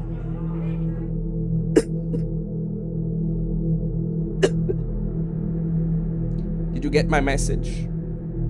Wake up soon. Otherwise, even more people will die. Don't forget, you mustn't run. That was what the Shogun I'd seen had said. As near as I could tell, what he meant to say was, I'm going to kill you, so don't run away. It was a threat. And now he'd uploaded a video for all of Japan to see. He was escalating things. He must have moved to the next stage of his plan. But it would be naive to think this meant he'd given up on me. I should assume that his attacks and plots were only going to get worse. I was scared. That video was terrifying. Shogun was weaker and frailer than even I was, but he killed 5 teenagers without even laying a finger on them. If he was behind all the new gen killings, that would mean that even the pregnant man, crucified, and vampirer were all done by his hand, despite his tiny, frail body. Maybe Yua had helped? Either way, I didn't have any hope of protecting myself from people who could do something like that. I felt anger at being chosen as their target so arbitrarily, but I also felt afraid of them. And then, whose eyes are those? There was that message too. Whenever I let my guard down for a moment, my body started to shiver. I had to stay tense at all times if I was going to keep myself from losing control. I kept a close eye on my surroundings and made sure I was ready to run if somebody approached. Shogun or maybe Yua could appear at any moment. It was entirely possible that Shogun had more servants than just Yua after all. Maybe some of my classmates, the kids who were laughing and chatting around me right now, were under his influence too. I had to avoid being caught off guard, just like I was at Egg Cafe yesterday. Otherwise, this time I'd be killed. I needed to find that D-sword. If I wanted to get out of this alive, I needed that D-sword. After talking to Ayase and Senna and looking on the internet, I was getting more and more sure of it. If I could get the D-sword, I'd be saved. While I was watching things unfold on the internet last night, I'd also been doing everything I could to find information on the D-sword. I'd gotten nowhere. Holy Light Yagami.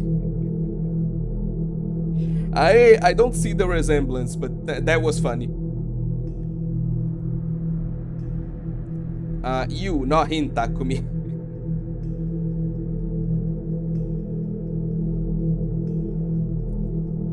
Again, I don't see the resemblance. I don't see like what you're trying to say, but at least that's a funny comment. I'll admit that. I moved my hands up to my head and tore at my greasy hair. How the hell was I supposed to get a D-sword? Hi, what's today's topic? Today we're playing like chaoshead.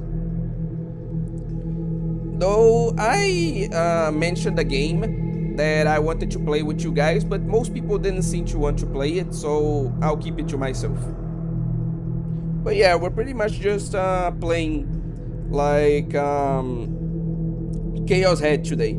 Also, I've noticed, like, this isn't accusatory, I'm not saying anything like about you guys, but I noticed that lately my streams tend to like get less viewers at the beginning. They'll spend a long amount of time with little to no viewers, and then like people will start coming like suddenly.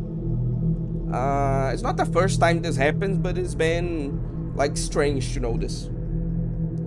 It's just the inner monologuing trying to plan his every move. Okay. Yeah, you know what? That is a good comparison, actually. You have to find it by yourself. I don't know how. That's what Ayase had said, but I didn't even have a hint as to where to start. It wasn't fair. I was getting more and more scared, and I wasn't making any progress. The fear was crushing me. I had to find it. I had to find the D sword fast. I needed the D sword, no matter what. And I know that some people most people who come to these streams, I've noticed, they like to talk about unrelated topics. They like to use these as essentially discussion streams, right? But since I really need to get through the story, I'll be mostly avoiding that for today. I have a few topics I want to discuss, but I'll leave them for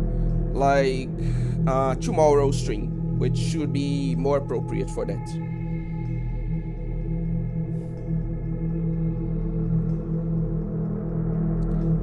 I had to find it. I had to find the D sword fast. I needed the D sword, no matter what. Gotta find it, or it is over. I have to find it before I become the victim in the next new gen case. But find it how? I don't even know where to start.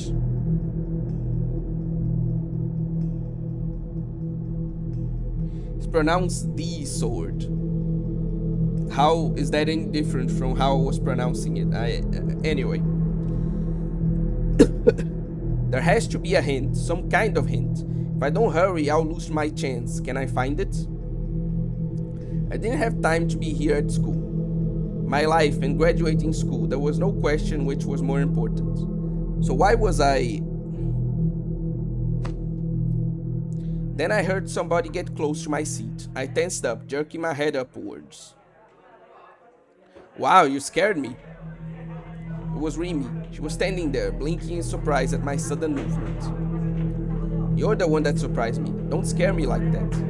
I relaxed, sigh, and dropped my head back to my desk. Taku, you okay? She peered over me like she always did. I quickly looked away. Your face is that pale. And you're all sweaty too.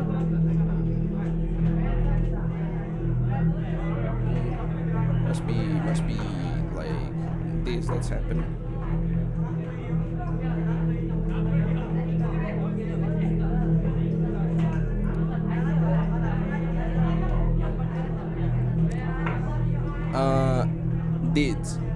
D sword.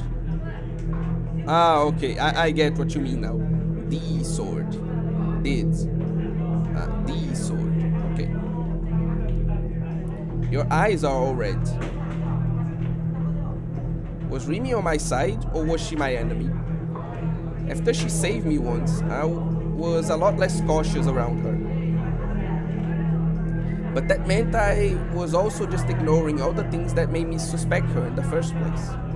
Why did I see her covered in blood during the crucified murder? If she and I were friends since my first year of school, why did I remember it? Taku, are you not feeling well? Remy looked a little concerned. It's nothing. I turned my head away from her. There was no way I could ask her any of these questions to her face.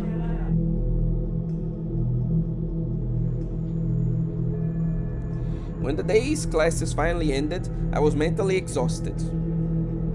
Even during class, I'd been ignoring the lecture and constantly keeping an eye on my surroundings. I hadn't slept since yesterday, but I felt so tense that I was actually more alert than usual. The school day seemed to drag on for an eternity, and the longer it went, the more miserable I felt.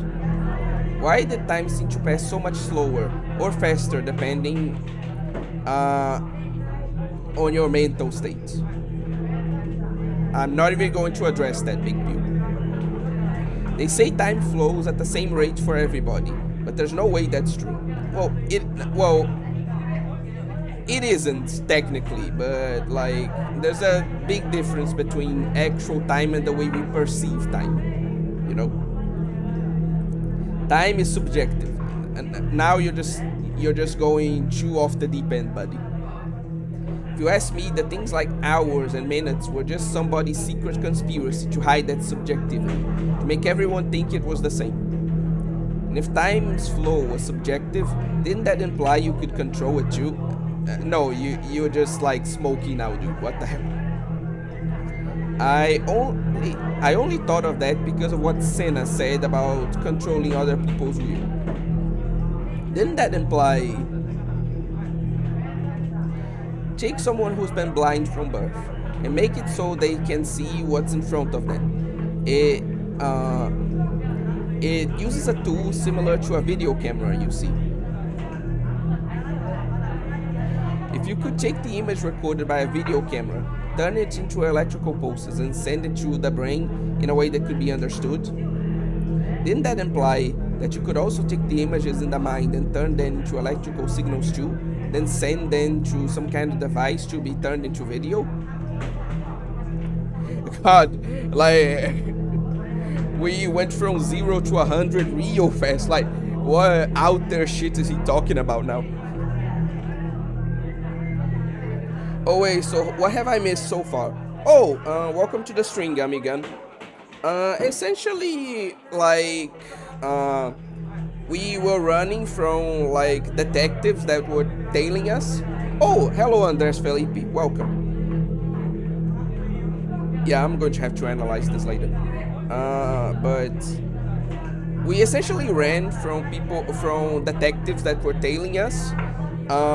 We discovered that apparently the new gen cases are occurring in points where there are like slight gravitational anomalies that are apparently influencing people's behavior, and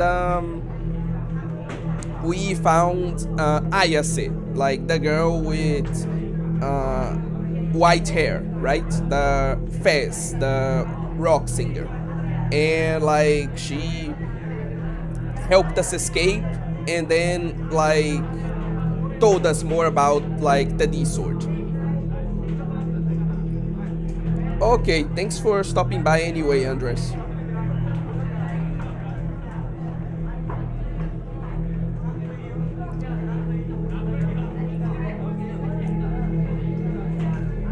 It's a combination of electrical signals and like essentially chemicals.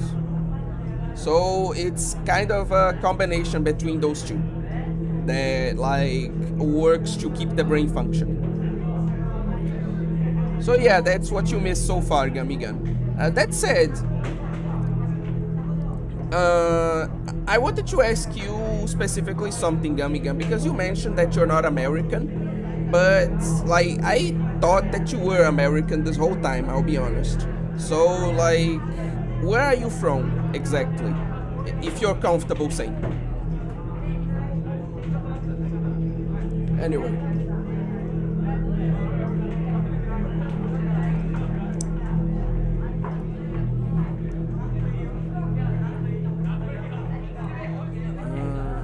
Okay.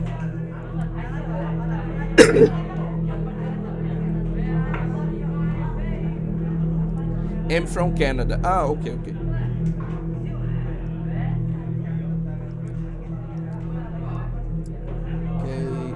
Okay, I don't mean to sound like Takumi, but I thought our brains did work partially because of electrical signals. So, like, I mean, is she exactly wrong then? I didn't say she was wrong. Like, I never said that. Like, not fully, right? We can't use brain, but close to the right place. Why are we running from detectives if we did nothing wrong? Because Takumi thought they were, like, because he's a suspect in the case, right? So that Takumi thought that the police was trying to make him into a fall guy.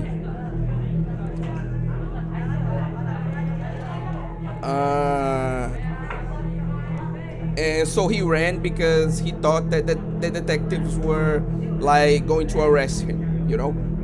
That's at least his justification for that. Nah, that's not really how electric signals work.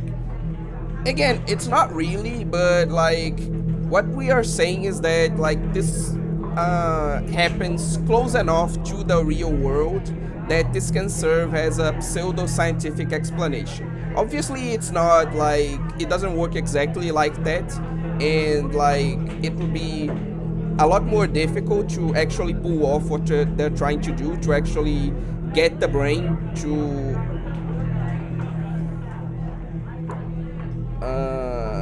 like see something that isn't there. But it's close enough that like it's believable. It's my point. Anyway, I don't think that's an option he'd ever consider, given how reluctant he is to even exit his room. Big Pew.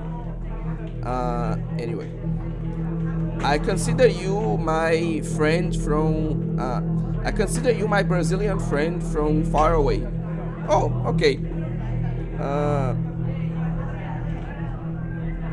Honestly, that's nice. Thank you for holding me such high regard. But anyway, back to the stream.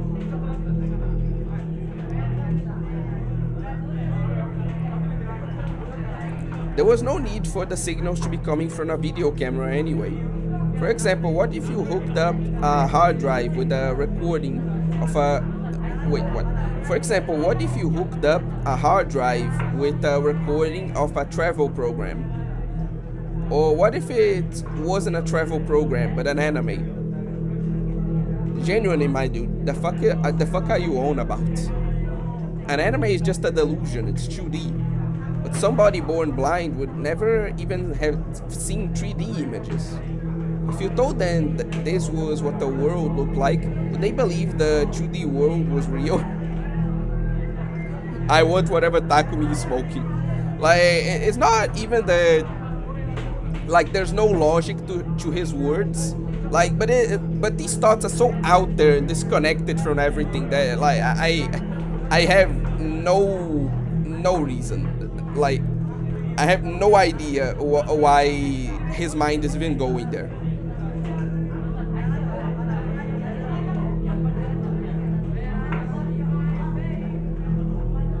Wouldn't that mean from their perspective that the delusion was real?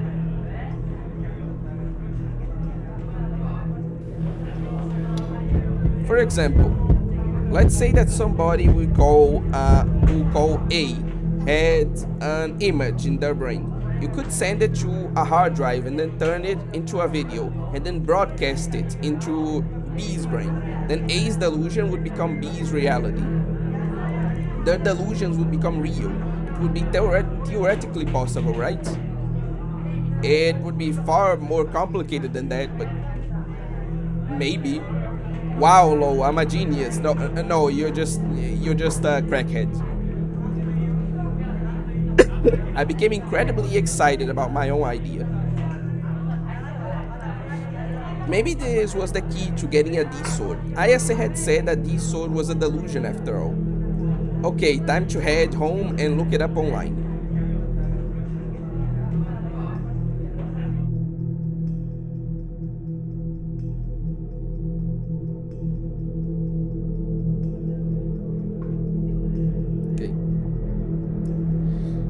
By the way, I was reading through some Shiki-Eiki doujins this morning, and like I couldn't even look in because like, nobody characterized her the way I see her, and they all made her a loli for some reason. The first one I tapped in on had her act like a dolt, and the second one she was a hoe. Shiki-Eiki is neither of those. Creative liberty should only exist when it's for things I know that you're joking, but come on, dude. But yeah, a lot of people complain, like even outside of like doujins, that Eiki is severely mischaracterized. Like, she's a petite woman with a flat chest, but she's not like a loli, first of all. And like, she isn't just this character that keeps throwing out like death penalties and like having boob envy, like Koharu, for example. She is much more a character that's focused on justice and trying to like get to the bottom of things. So yeah, a lot of people complain that she's mischaracterized in the fandom. Nah, you can't tell me that's believable when he's actually trying to explain that. Okay, good point. Well, my theory on aliens is they're us, but way in the future, and they invent time travel so people So people do I weigh out their theory. I don't exactly understand what you're trying to say, Gamigan. Like, I get the parts that, like, you think that aliens are, like, time traveling humans. I get that part. But, like, uh, what did you mean by that second part of your sentence? Anyway, moving on. I left the classroom and raced to the front entrance of the school. But of course, I didn't forget to walk along the side of the hallways with my head down. The bell had rung a little while ago, so the only kids left around were the ones on cleaning duty or in clubs and on sports teams. There was something slightly lonely and nostalgic about the school after the last bell rang. It didn't matter if it was an old wooden school or a newer one like Suimei Academy. Not that I had ever been to an old wooden school outside of an age game. You play too many age games, bro, and that's coming from me. As I lost myself in thoughts of age games with wooden school buildings, I could see a strange silhouette at the end of the hallway. It was a girl slowly walking with two big cardboard boxes in her hands. Moe MILFs, you don't hear that every day. They were so big I couldn't see her face. She probably couldn't see in front of her either. It was incredibly dangerous. In an age game, this would be my cue to run into her and start her out. Or, you could just help her because you're a good person that, like, cares for people in general. You could do that, but of course you're not. Like I'm saying, people do have way out their theories. Like, some people believe in lizard people ruling the world. Okay, I get what you mean now. That, like, the wild theories of Takumi aren't exactly something completely uncommon. Okay, I get what you mean now.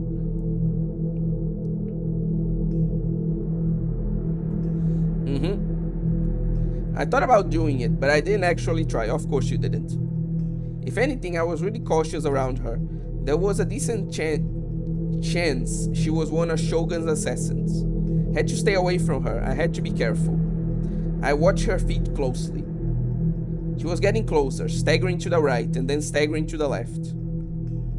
Even if she is one of Shogun's assassins, like, she isn't gonna kill you with, like, people watching. And it sounds like there are still people in the school, so, like, you can help her and then, like, dip out if she ever, like, tries to get you to a place where you're both alone. You could just do that. But anyway, I was walking on the left side of the hallway. When she headed toward the right, I picked up my pace. I managed to get past her without problems. But then, when I heard something fall and looked down,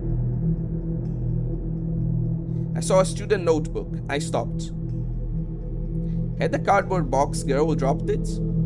I stared at it, trying to think. My first instinct was to be suspicious. Why had she dropped her notebook just now? I mean, she's carrying around two heavy boxes. It's probably an accident, dude.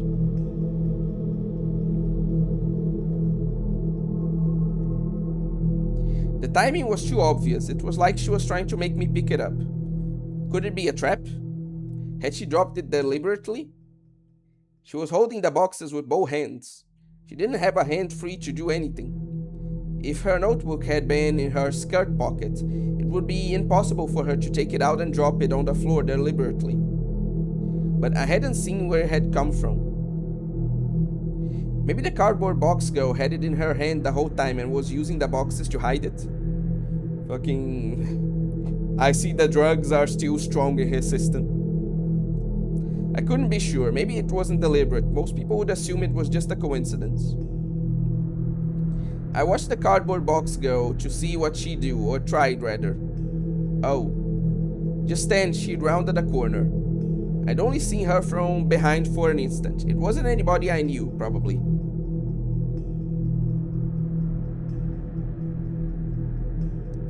Her hair seemed short, maybe. No, it also seemed long. I couldn't be sure. And of course, I hadn't seen her face. It'd been hidden by the boxes when we passed each other. I'll be addressing you guys' comments shortly. Like, don't worry. Okay, so that's what's happening.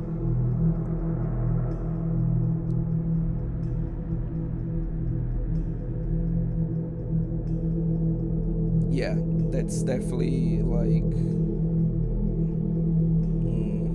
that's a bit frustrating, honestly. Anyway. The hallway was empty, except for me and the student notebook. The normal thing to do would be to pick it up and take it to the teacher's office, or run after the cardboard box girl and bring it to her, but I was hesitant to do that. I looked around. There weren't any other students nearby. I could hear a group of girls laughing in the distance, but that was all. It was hard to believe this could be a trap. The person who owned it was already gone. What could they do to me? Was there a miniature bomb attached to it? No, that was ridiculous. After everything you said, now you think this is ridiculous? I swear, this guy. So even if I picked up the notebook, nothing bad would happen to me. That's right. Yeah, that had to be right. Just in case, I should check who the girl was. She might be working with Shogun after all. I could check her class, her photo, and her name, and then put it right back on the ground. I certainly wasn't going to waste my time going to find her. Anyway, after taking several glances around to make sure nobody was nearby, I picked it up and flipped to the first page. Whose eyes are those?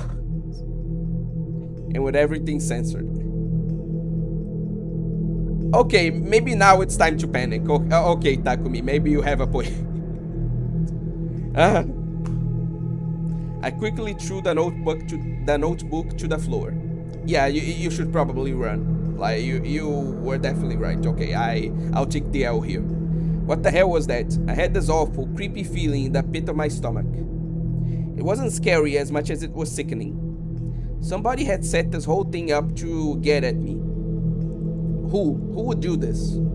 It had to be that girl. Who was working with Shogun after all, I knew it.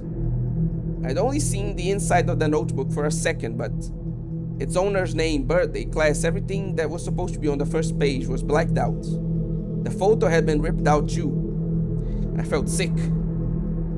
I suddenly felt like throwing up. I wanted to get out of here as soon as I could. I ran for the stairs, hands over my mouth. By the time I made it to the courtyard, I couldn't hold it in anymore. The second I dropped to my knees, the contents of my stomach came flooding up to my throat.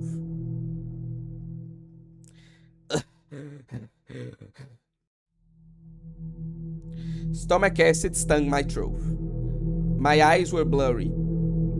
It hurt to breathe. There was a disgusting taste left in my mouth from the vomit. I guess I was under a lot more stress than I thought I was. Maybe it was because I'd been up all night. I wiped the edges of my mouth as I looked around frantically.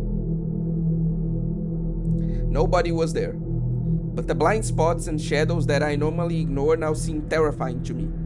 I started to think that you and Shogun could be lurking anywhere, and once the idea was in my head, I couldn't take another step. Somebody help me. I wanted to cry, and the urge to vomit came back too. This time I didn't throw up, but I coughed and gasped for air. It hurt so much that even more tears came. Then I felt a soft hand rubbing my back. I turned around, afraid. It's okay. Rimi was there. Everything's okay. She wasn't asking me. She was gently telling me, I'm on your side. Okay, that's suspicious. Like, how do you know, like, what I'm thinking? Like, now I'm suspicious.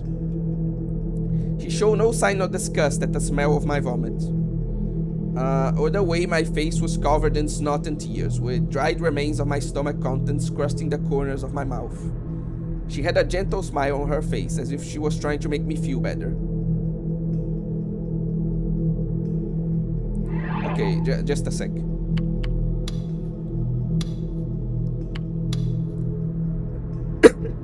Okay.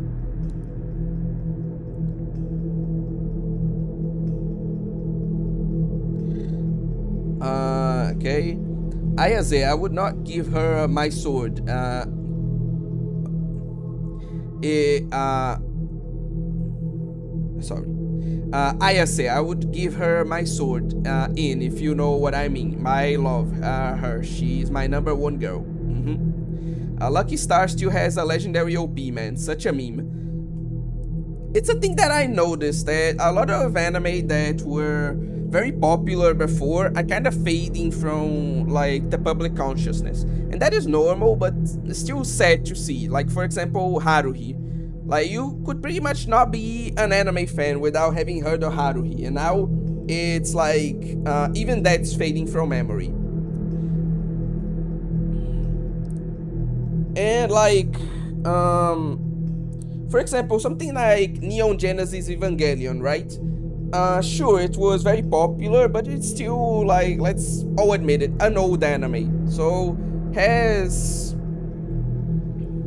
awful as that may be, it's understandable why it's already, like, fading from the public consciousness. But something like, Lucky Star, for example, doing so as well is very sad. Or even like Haruhi, too. This kind of thing is just a bit depressing to think about. Anyway. Takumi's court is always on delusion degrees of magnitude. Anyway. I haven't watched all these streams, so this sounds insane. I thought Shogun was just an old dude. I mean, yes, he is an old dude, but, like, he's not just an old dude. Like, he's been the person that's been sending, like, Takumi a bunch of weird emails related to the New Gen case. And he also apparently has some kind of connection to it. Like, Takumi interprets him as some kind of enemy. Like, someone trying to frame him, or even a demon, that kind of stuff. It's okay, Pew. The only string you need to watch is the string you always said that he related to Takumi, as he slowly sees how bad a comparison that was at the very beginning of the game. I swear. Like, man, I say my waifu for chaoshead. That's why she's my number one in this game. I have something I want to talk about, but I'm not gonna lie, I'm tapped in on this story. This is actually the perfect moment. If you want to talk about, like, something unrelated, this is the perfect moment to say it, honestly. Wait, is this the first time we see Takumi? Technically the second one. Well, no, actually the third one. We saw his face when, wait, no, the fourth one. At the beginning of the game, there's a, like, bunch of CGs that feature him. Then we see his face, or at least the bottom of his face, when he laughs creepily for the first time. Then we see a full body shot of him running from the scene of the crime on the chapter that featured the crucified case. And now we see, like, his back on this chapter. So it's actually the fourth time we see Takumi in the story. I hate when anxiety builds up so much they throw up. You ever been in this situation, Gummy-gun? I can't say, like, I've ever vomited or seen anyone vomit from stress. Generally, when I seen people do that or did it myself was because I was, like, feeling sick. Like, I was actually, like, very sick and vomited because of that. Yeah, pretty much the only cases of vomiting I've seen is because, like, people were sick. So yeah, I never seen that in my life. Like, I know how that feels when I have an attack. It's brutal.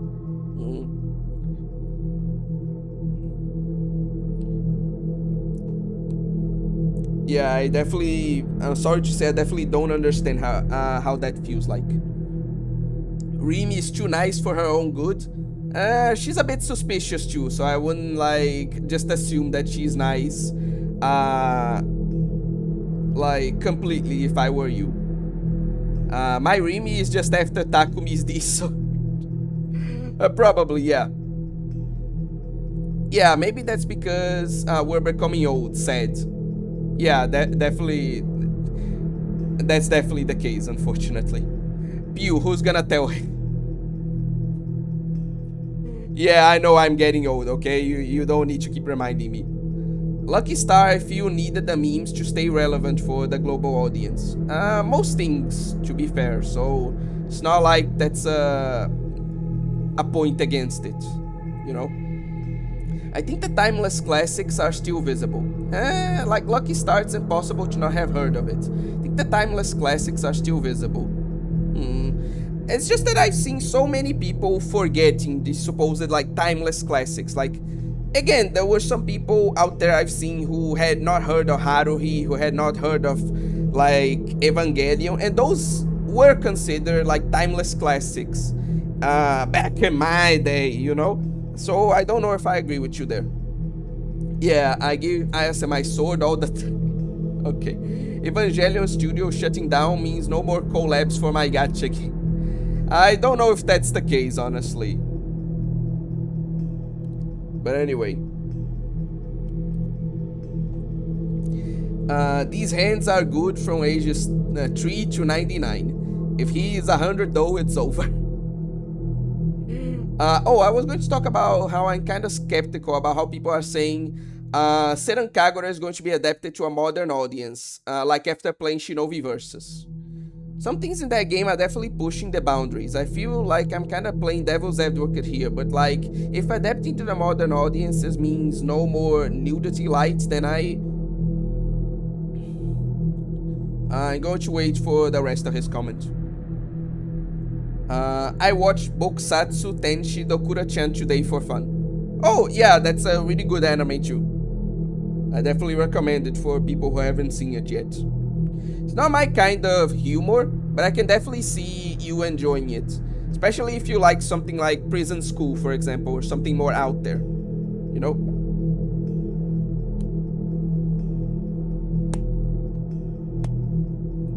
But anyway, yeah, he's not just an old man, he's an old man with powers. Remember when he made everyone disappear? I think my favorite Nikkei collab was the Ava one. That's definitely a very unpopular but pretty interesting opinion, Gamigan, since I saw many people say that they hated the Ava collab. Especially because, again, a lot of people didn't even know what Ava was, you know? Like classic romance like Toradora, okay?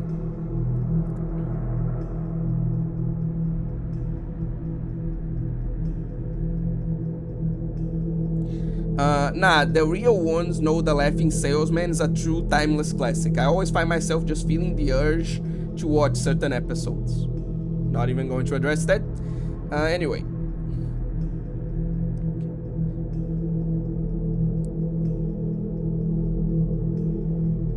Don't really have a problem with that. What they were doing does not fit on a PS4.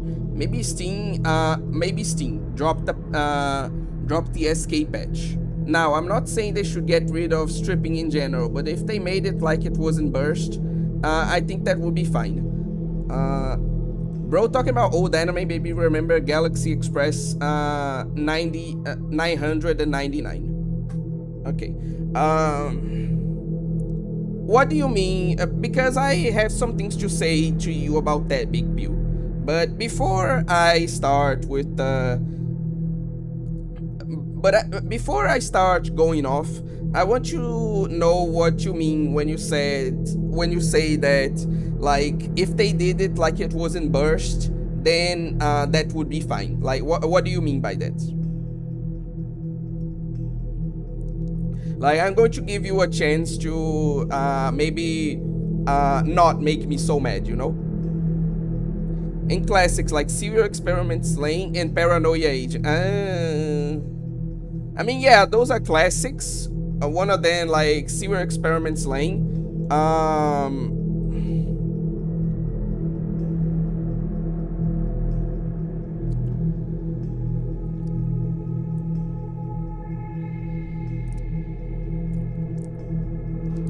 Like, I'm sorry, Big Pew, but as much as you and me don't like Lane, it's definitely a classic, okay? Like, we can, just because we don't like it, we can't take that away from it. Like, let's be real, it's a very old anime that is still like very influential to this day. Like, I'd argue it's even more influential now than some of the things that were influential back in my day. Like, ironically, Lane, for as much as I dislike it, I have to admit that it definitely survived the test of time better than some of the other anime I've seen, and definitely inspires more things to this day than most other anime. So yeah, it's a classic. No matter what we may think of it. Sleeping experiments, Slaying Lama. Also, what do you mean I'm done? Like, are you done with your argument, or will you have to leave the stream soon? But we can say at least Lane predicted the future. That's not so impressive. A lot of works around that time like had pretty good predictions of the future, honestly. Anyway. But I guess time will tell. Only time will tell if adapting to the modern audience involves putting Asuka in a burqa, or if it means going back to only seeing the bikinis, lingerie.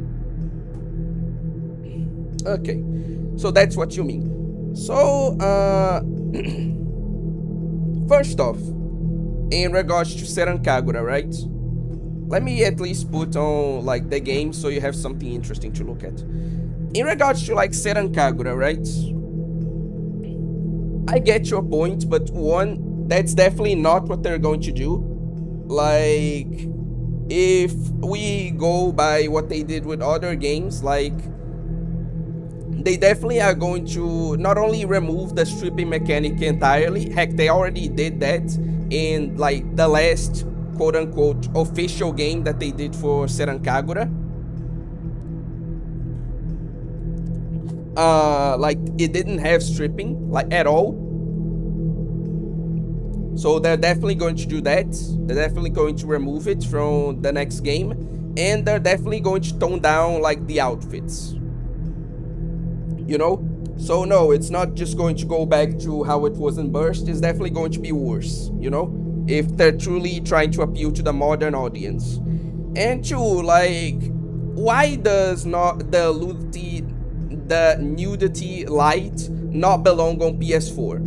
Like, isn't it an 18 plus game? So what's the issue? Like, there are games with literal sex scenes on them. So why is Seiran Kagura having like a stripping mechanic with the girls being like naked light, as you put it, an issue? I really don't get it. If the game is marketed as 18 plus and that's enforced well, then I really don't see the issue here. Again, like, people will freak out at Seiran Kagura, and then we'll have like a full-on, like, disgusting as hell, or multiple disgusting as hell, like, sex scenes in something like The Last of Us, right? And like, that's apparently okay. Like, even in games like Mass Effect or like Dragon Age, they have these things as well, and it's apparently not a problem. Like, I really don't agree with your point.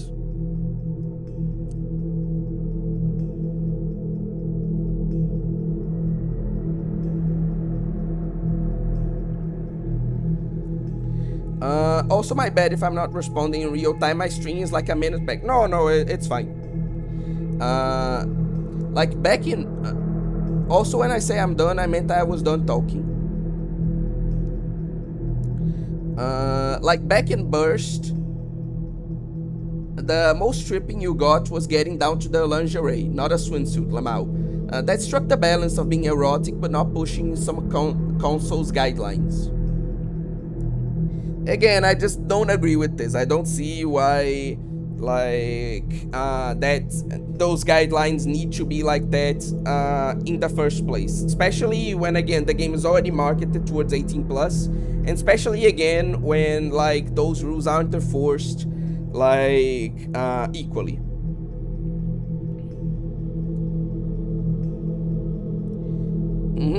Gummy Gun like pretty much put it very well. It feels like the problem that they have It's just that you can't have like sexy characters. Like that's not allowed. Like it's not even the nudity or the sex that they have a problem with. It's just that sexy characters bad, you know? Sad what all the normies are doing to anime. Modern audience, few screaming people on Twitter. It's actually something I've noticed that like it was a topic I was going to like talk about in another stream, right? But since we're already on the topic, I feel like it's appropriate to address it. But I feel like the male gaze, as people define it, it's making a comeback. Like I've seen anime face like less censorship recently. We had like actual panty shots back in anime. We had some designs that only like a year ago would have been authored for an anime, like remaining just the same as in the manga. And even here in the West, we're having series like Game Over Verse or like that new cartoon Planet Troika that are unafraid to have like sexy characters on them, right? Gacha games are like making being more and more perverted, like having more and more fan service and appealing more and more to like the kind of dating scene, like they're having that more and more that dating scene like appeal. I just feel like while people still make an issue out of it and still like say it's so problematic, etc., at least on an industry aspect, it really feels like the male gaze, as they put it, is making a comeback in recent years. Let's see if this isn't all just a fluke and it's actually like the pendulum swinging back. But for now, it seems like things are going in a good direction. Anyway. Oh no, you're objectifying the fictional objects? You can have lots of Abby, but not sexy. Corporations look at the internet to know the audience. When on the internet, most visible audience is very vocal, radical minority. That's what they will try to appeal to, thinking is the audience. I'm guessing like is what you're trying to say. And like, this is very funny because it's very out of touch, you know? Because like we were discussing before, internet relevance doesn't translate necessarily to sales, with the best examples of this being like Limbus Company and what's the name? Yeah, Limbus Company, Xenoblade Chronicles 2, and like Fear and Hunger. You would think that Fear and Hunger is a much more successful game than it actually is if you just went by the impact it had on the internet. Same thing with Limbus Company, is like at quite the bottom of the in terms of earnings for gacha games, but like it's definitely one of the most popular and with the most impact online. And like if you looked at people's opinion of Xenoblade Chronicles 2, right? You think that everyone hated it and that it was a failure and pretty much like nobody wanted it to continue in that direction. Then you go and look at the sales and you see that it was to this day the best-selling Xenoblade game of them all, right? So internet impact, people need to realize, and I feel like people are starting to realize, that internet impact doesn't necessarily translate to sales, you know? Anyway. And NT as well, that's a new one. Set to censorship of Bleach, 1000 Year Blood War, they got rid of the really sexy parts in the manga. I guess world forgot sex sells, dumbass normies. Did they? I saw quite a few like sexy scenes in the anime, like as well. Like you're saying that there's even more in the manga? If they cut that, that's a shame, honestly. Anyway. Well, I don't really mean to defend the strict guidelines. I like the franchise too, but what I'm saying more of is that I wouldn't be surprised they did have to pull back on the nudity. If that makes sense, I feel like I'm communicating my stance wrong. Some old dude's feathers, so it's probably going to get toned down later on. Maybe I'm taking too much of a doomer perspective on this, but for me, it's not really about if the guidelines in place are right or enforced equally, but it's like I know the game is gonna ruffle some old dude's feathers, so it's probably going to get toned down later on. And that's what I'm saying, it's going to get toned down, and it's going to get toned down a lot more than you think. I don't feel like Xenoblade was a good example. Why not? Xenoblade Chronicles 2, like, it sold better than the Xenoblade Chronicles 1 and 3. So, like, I don't know why it's not a good example. Never getting a data plan from Timo again. Okay, had to tap out for a second cause data. It may help, but it would save it. Okay. Also, but also it's like this. Thanks to Zither, it's full of purists, and our fandom is only now growing. Wait, let me read that again. But also, it's like this. Thanks to Zither, is full of purists, and our fandom is only now growing. Okay, so before they only heard the words of tourists, and only now they're hearing our voices, and that's what you think is causing this shift. Is that what you mean? Holy shit, I don't know how all these messages got sent out of order. You're a trooper for getting through that away. By the way, all this goes out the window for the Steam release of the next Seran Kagura. Steam is the porn game platform. The homeless nipples. Anyway. Yeah, there's one part where it shows Ruika full booty. We missed that. Ah, okay. If that's what you meant, generico, then yes, I agree. But anyway, I feel like we gone off topic for long enough, so I'll go back to the game. She came to me and rubbed my back gently. Why? When I wanted somebody to save me before?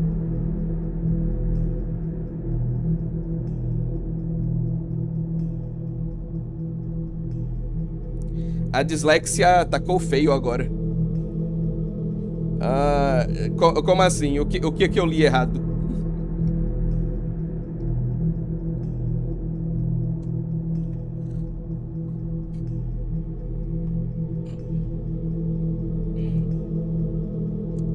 Anyway, I'll get through like a bit more of the game and I'll address your comments later, okay? Because I think it's important to actually advance the story in the streams instead of just being caught up in the discussions. The discussions are cool, but like, I also need to advance through the game. So I'll be focusing a bit on that and then I'll address you guys again, okay? A minha eu quis dizer. Ah, okay. She appeared then too, like a superhero coming to save the day. Why was it that having her around made me feel so much safer? Why'd I feel so much better? The next thing I knew, I was spilling my guts out to her. Even though I hated talking about myself. Help me. I'm afraid of being alone. Maybe that's why I come to school today. Till now, I'd always thought I was better off alone. Of course, I was too afraid of talking to anybody. I didn't think I had any hope of being friends with them. But after everything I was going through with you and Shogun, I felt so scared and lonely. I wanted somebody to be on my side. I didn't even need them to be nice to me, I just needed them to be there. I'm afraid of being alone. Then, I'll be there for you. In her words, there was no malice, no hesitation. Of course, I can't be there for you 24 hours a day. She smiled and suddenly looked up at the sky. What was she looking at? It felt like she was staring at something far off in the distance. I'll go to school with you.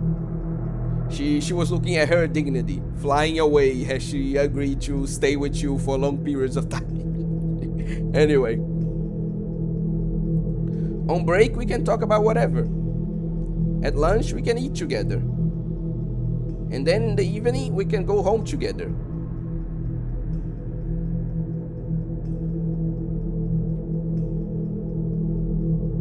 Yeah, okay.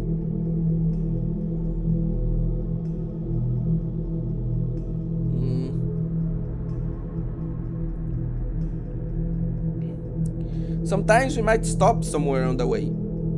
Or maybe have a little chat in your room. And then I'll wave goodbye and say I'll see you tomorrow. If that's all you need, I can give it to you. I always wanted to do something like that. But that almost sounds like you'd be my girlfriend. Look at this fucking dude. Like, this girl says, hey, I'd like to be your friend. And then he's just like, is she into me? Fucking this guy, I swear.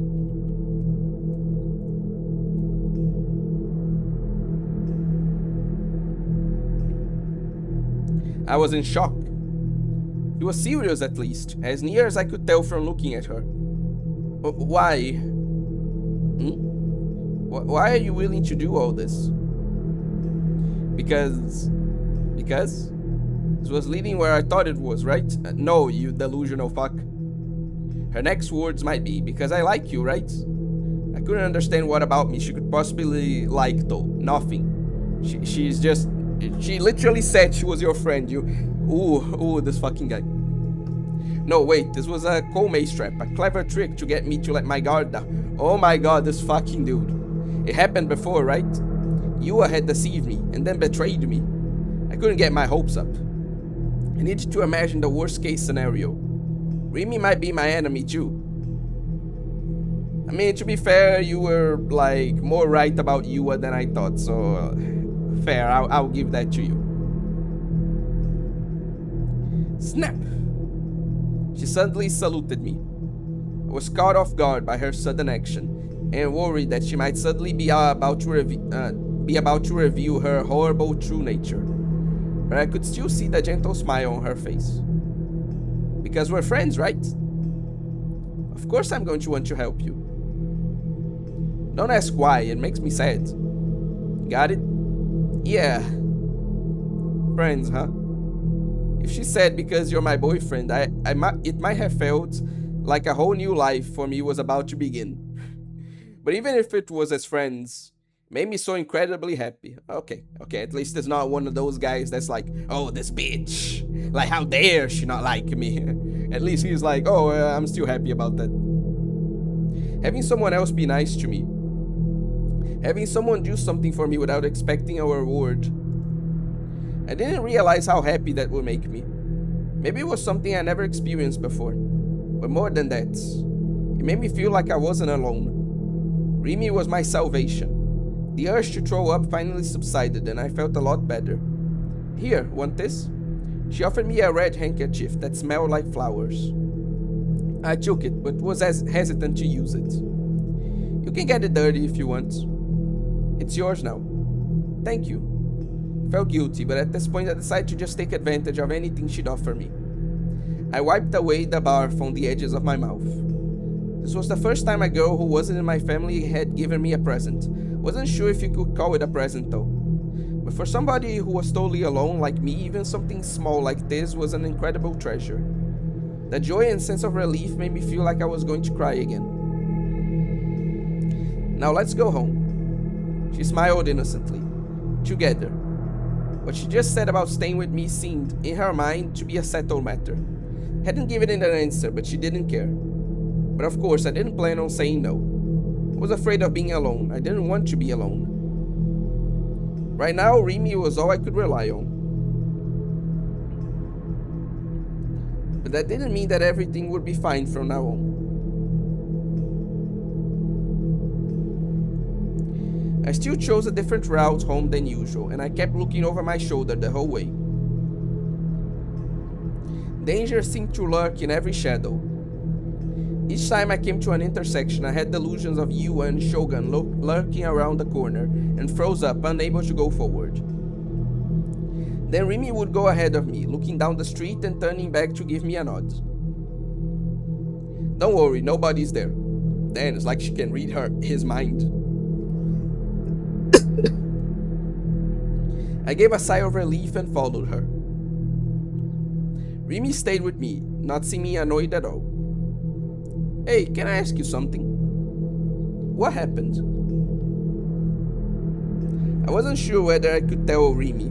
If I told her and Shogun came after her too, that would be my fault.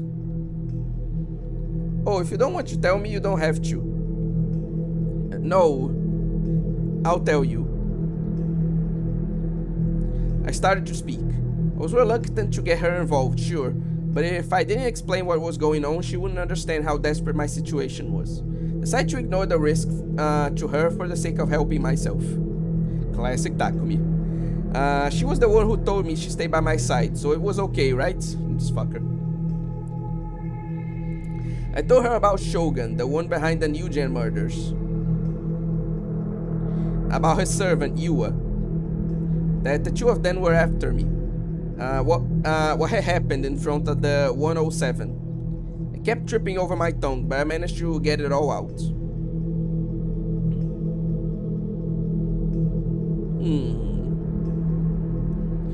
When I told her about Shogun, the man in the wheelchair, she frowned a little. That was the thing I wanted to ask her about the most. Now was the perfect chance to do it too. I don't know if I remember any old men in wheelchairs. She didn't sound very confident. Remember, it's really important, but... She paused as if she was about to say something that was hard to say. The square in front of Shibuya station wasn't empty at all, you know. It was the same as ever. So she hadn't seen anything strange at all that night. I hoped she'd tell me she'd seen the same things I had. Remy and I had seen different things. Which of us had seen what really happened? Was I just wrong? Was that empty Shibuya just a delusion of mine? But there was a problem then. That old man in the wheelchair in the empty Shibuya, Shogun. How could you explain him? If the empty Shibuya was just a delusion, then Shogun might be a delusion too.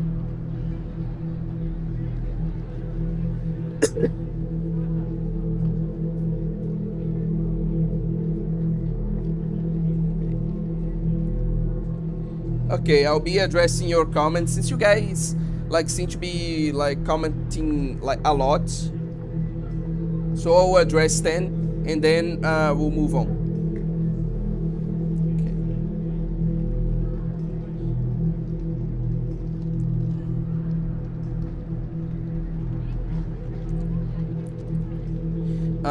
Xenoblade 2 sales were severely boosted by releasing in the Switch 2, while the first game had to have a whole petition to release on a global scale in the first place.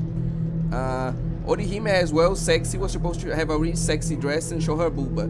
Really good, said. Okay. So it already had a good amount of fan service, but it was supposed to be more, is what you mean. Yeah, I can see that. Sorry, not Switch 2, original Switch.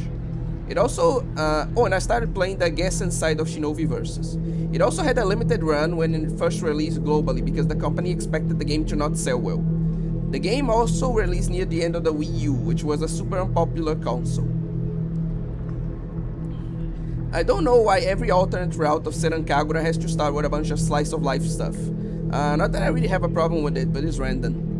I think it's trying to warm you up to the character, since that was... Because you have to understand that, the other Senran Kagura games you played were released for the DS, right?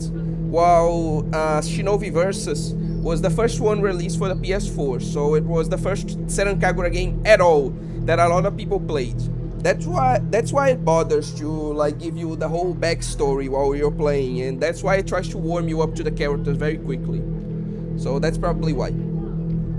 Giselle, also they censored what they said, the guy's supposed to say you smell of semen. Oh yeah, I remember that scene too.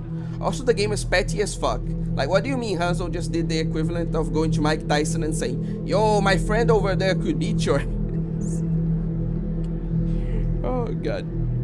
The original Xenoblade had a year to 2 year difference when it was released in comparison to Japan, while 2 was released the same day everywhere. Then Giselle says it got me, okay.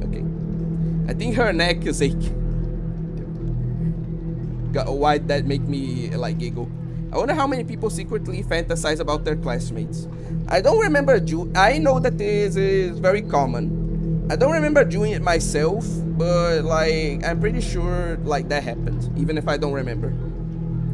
Dumb ass Takumi thinking he will get laid, but she wants to be friends. Never mix your D with friendship, you get friend zone.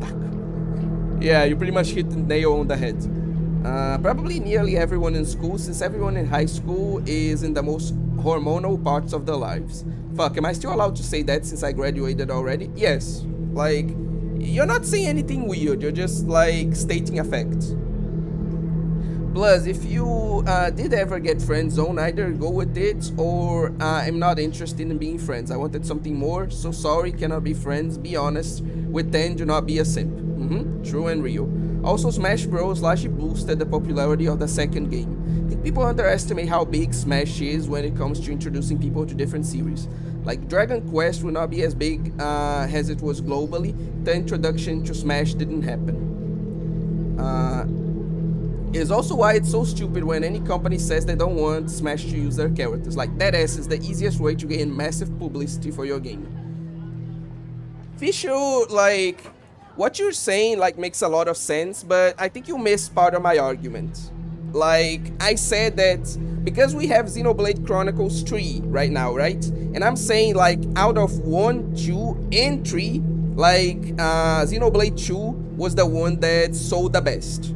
Like, maybe you could say that, like, that about the first Xenoblade, but it also sold better than the third one, where they, like, scaled back a lot of the ecchi. So I still feel like my point, I still feel like I have a point, you know? Because, again, it didn't just sell better than the first game, it sold better than the third one as well, from what I've seen. It also sold better than that one Xenoblade Chronicles X or something like that. Anyway.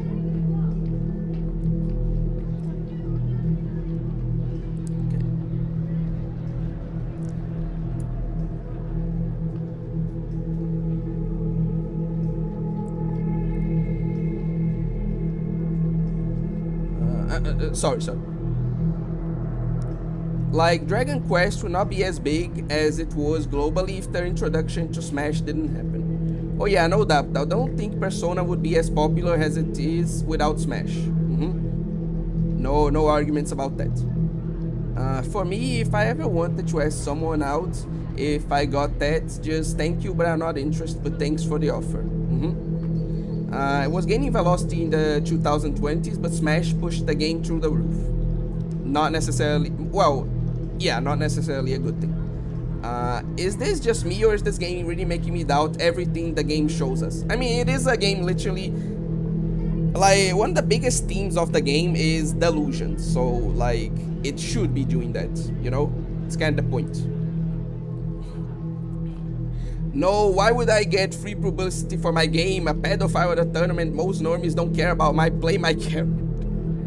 Anyway, comparing the first Xenoblade and the rest of the games doesn't feel fair, considering Xenoblade was released like 3 times. Oh god, X was a fucking train wreck. Never played that game on Wii U, it was painfully boring. And again, you're just,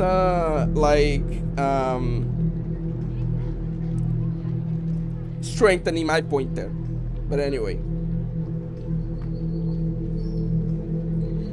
Sad we never see Rukia fully uncovered cake in the anime. Seems like they censored a lot more than even I thought. Jesus.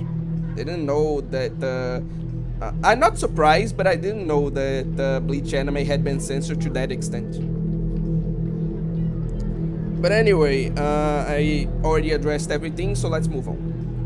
There was always a lot of people in front of the station, so even if there was somebody in a wheelchair, I don't think I would have noticed. So yeah, I didn't see anybody. Sorry, I couldn't help you. Shogun wasn't a delusion of mine, I was sure of that. I thought he might be at first, but my opinion had changed totally after I seen the video of the group dive. The Shogun who taken that video was real, that was proof he existed. But the empty Shibuya could have been a delusion, maybe. Shibuya had been filled with people then. It had just looked,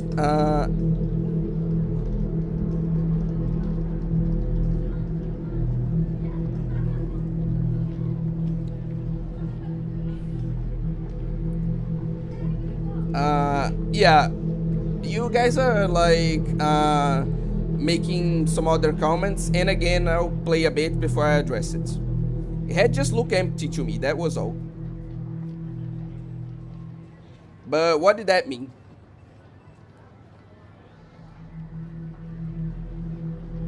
Hey, there's something I'd like you to do with me. Is that okay? Huh? She put her hands together as if pleading with me. I want you to go buy a CD. We're really close to the shop, and I want to stop and buy it. Is that okay? To be honest, I want to get back to the base as soon as possible. I'd only taken this longer route home because I thought Shogun and Yua might be trying to set an ambush for me. I didn't want to go shopping. But if I refuse here, I might upset Rimi. She might even get mad and leave me here. That would be bad. I needed her to stay with me. I didn't even think I could get back to the base on my own. In the end, I wasn't able to refuse. I followed behind her, fear increasing with each step I took. Hopefully even Yua will be reluctant to attack me with this many people around. But I was more scared of the idea that Shogun and Yua could be lurking in the crowds than relieved by the thought of getting lost in them. Each time somebody came close to me, I felt myself screaming internally. Police cars. My body froze. I quickly hid behind Rimi. Oh, there's a protest. She was right. There were 2 police cars stopped in the street. 3 uniformed officers were standing next to them. The police were after me too. Hadn't actually done anything, but they were too stupid to understand that. Were they looking for me, I wondered? No, they're probably here to make sure this doesn't turn into a riot. But after a moment, I realized they weren't. They were staring at the crowd that was marching down the streets. Protest, maybe? They were all carrying signs and waving flags, and they even had sashes and headbands. There was a little girl in the rows of protesters, looking confused as she was pulled along by her parents. On her shirt, the words, "Whose eyes are those?" were written with a black magic marker. I bit my lip when I saw it. What are they protesting? The crowd was full of men and women, and the people were of all ages. As they marched, they sometimes yell out slogans. Drive the demons out of Shibuya. Demons? Some of the signs said things like drive the demons out of Shibuya or protect Shibuya from terrorists. It was probably a protest over the New Gen murders. Protesting wasn't going to accomplish anything. If they had time to protest, then they should find time and kill Shogun instead. Then I wouldn't have to feel so scared all the time. Taku, let's go. Rimi looked away from the protesters, seemingly disinterested, and began to walk toward the CD shop. Okay, Fisher was making some interesting arguments that I kinda have to address.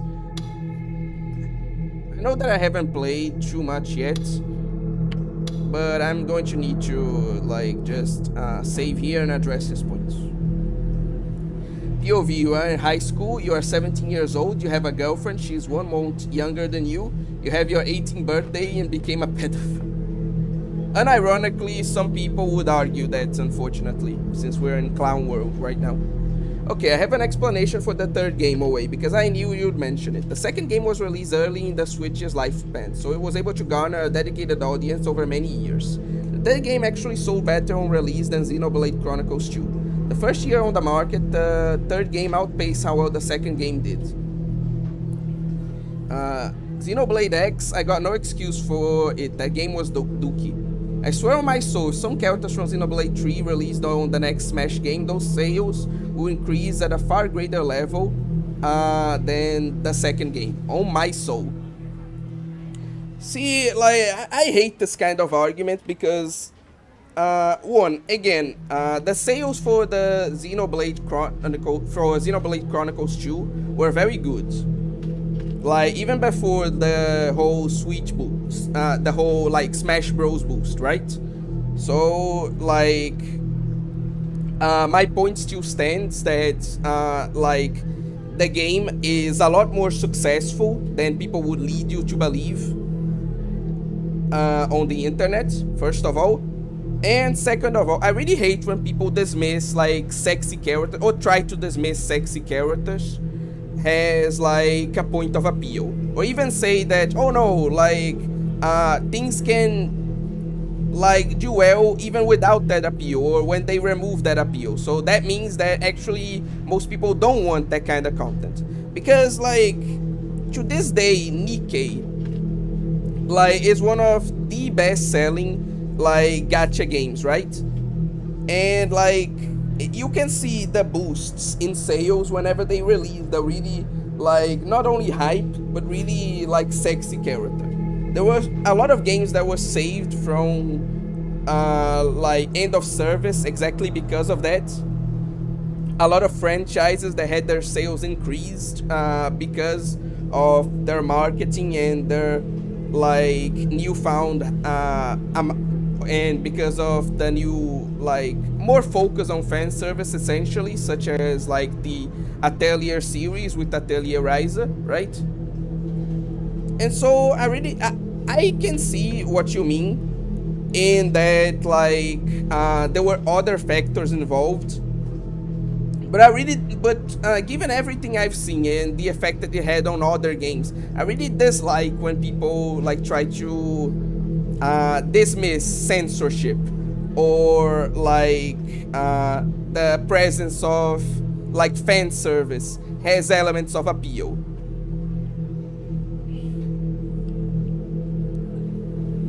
You know, like yeah, it's not the whole story, and yeah, there are things that can survive with less of it. I see a lot of people say that it can survive with none of that content, and all the examples they give are things that still have it, but to a lesser extent.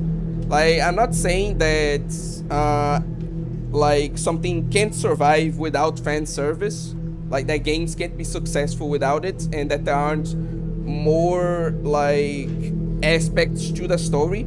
I just really hate when people like try to dismiss the impact of like appealing designs in that way, because yeah, I really do think that the appeal of Xenoblade's designs, Xenoblade 2 designs and the content, etc., was a boost to the sales, like that, definitely, no doubt.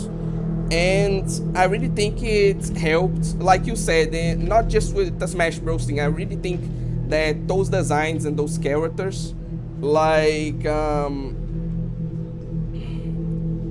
helped its staying power, as you yourself said. So yeah, I can see your points, but I really dislike when people try to use those points. And I'm not even saying that you necessarily are doing that, but I really dislike when people use those points to try to dismiss like the impact that the inclusion of fan service and its removal especially can have, and often does have, on games, especially like anime games, you know? So yeah, that's my point. Anyway,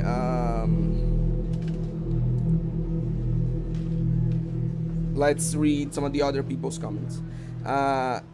Coconut, like Kodokunasu, my exact joke,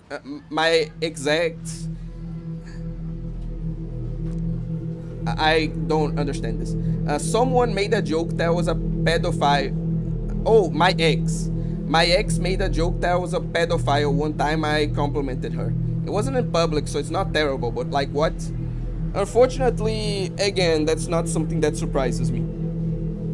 Then they got rid of Yorichi's sexy cat form, where she's supposed to be nearly like wearing anything. She's supposed to be on all fours when nearly anything said. Their waifu, they got hit the hardest, Yorichi fans. Okay? At least my girl, Bambietta, was uncensored. see my thing on what they did to Yoruichi. Don't worry, like I said, I wasn't ignoring you. It's just that I need time to address the comments. Censorship is the cancer of this world and fiction stuff. At least we have great anime like Chain Soldier with mostly fully the way it is.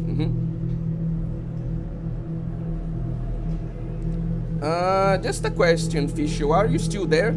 I thought, like, after what I said, you would try to, like, continue the conversation and address, like, my arguments. Like, if you just don't feel like responding, that's okay. But, like, if you're still there, I just found it a bit weird that you didn't, like, continue the conversation. But anyway. Chain Soldier and great anime in one sentence. If you laugh, you go to hell. I mean, it is pretty good from what I've seen. Like, if you don't like it, that's okay. But I thought it was pretty good. Again, from the little I've seen. Unrelated, but have you ever played Akiba Strip? No, but I know, like, what you're talking about. And I even talk about that game, how it essentially abandoned its identity in the second game for no reason. So yeah, I get what you're talking about. And yeah, that's about it. Akiba Strip is apparently someone's a fan here. I have high standards for my ecchi anime. Okay, and manga. Okay, one last unrelated question. When you think of games that just screen anime, which game do you think of more, Seran Kagura or Neptunia?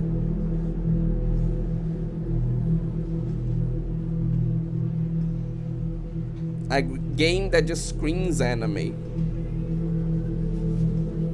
Yeah, exactly, that one, Big Bill.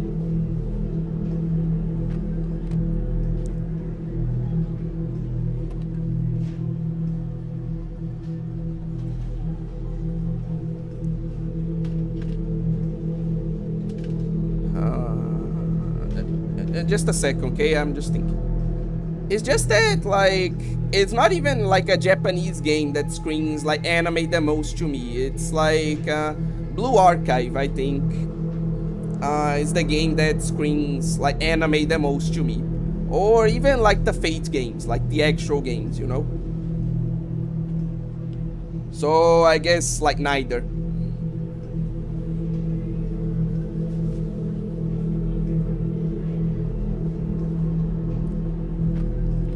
Okay, Fisher, it seems that...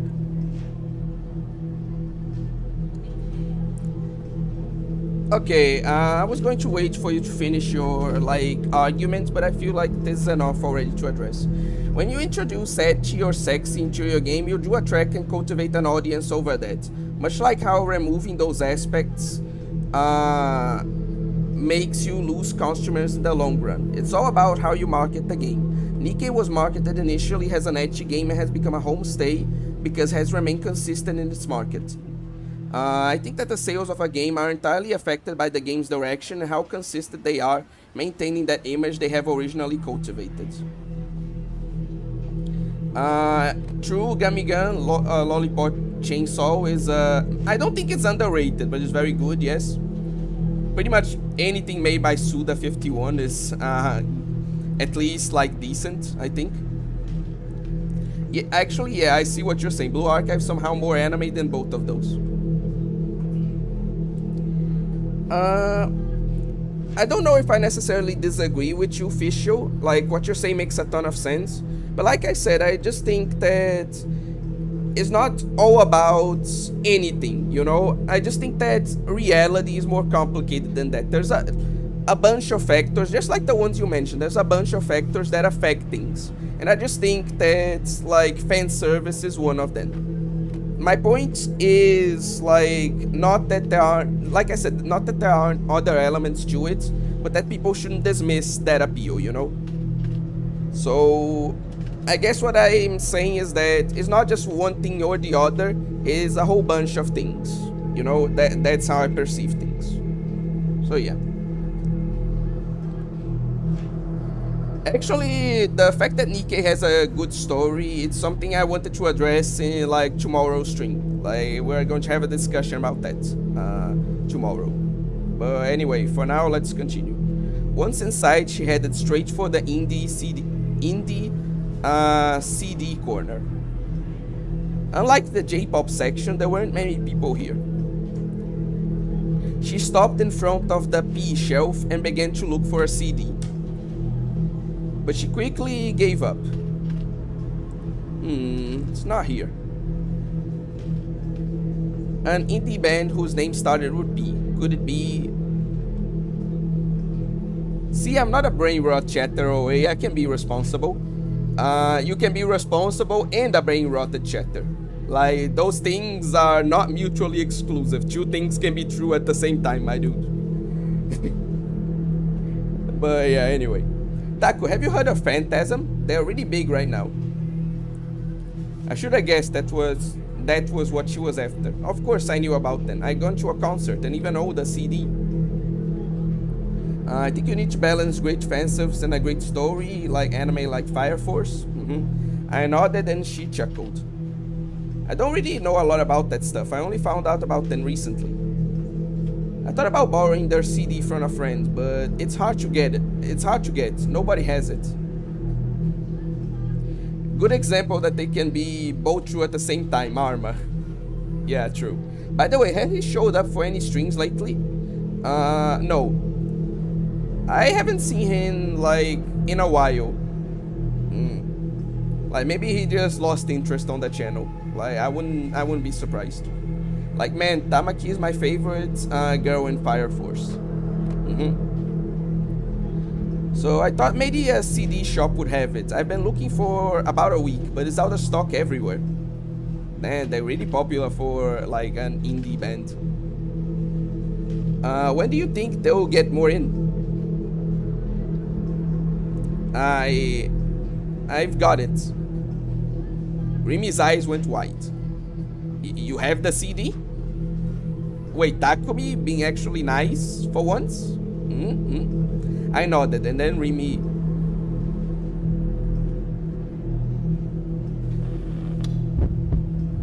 put her hands on my shoulders.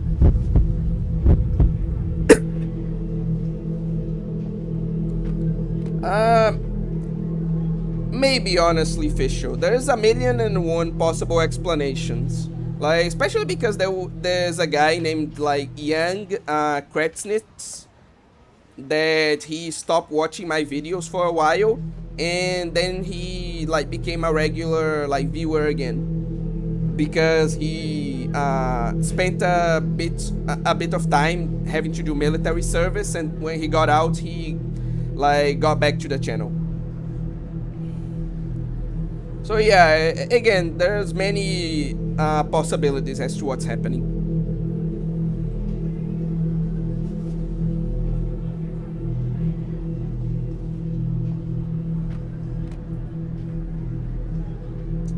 Anyway, her face was so close I almost flinched. The smell of her shampoo tickled my nostrils, and I could feel my face turning red. Well, it's pretty consistent, that I'll give it.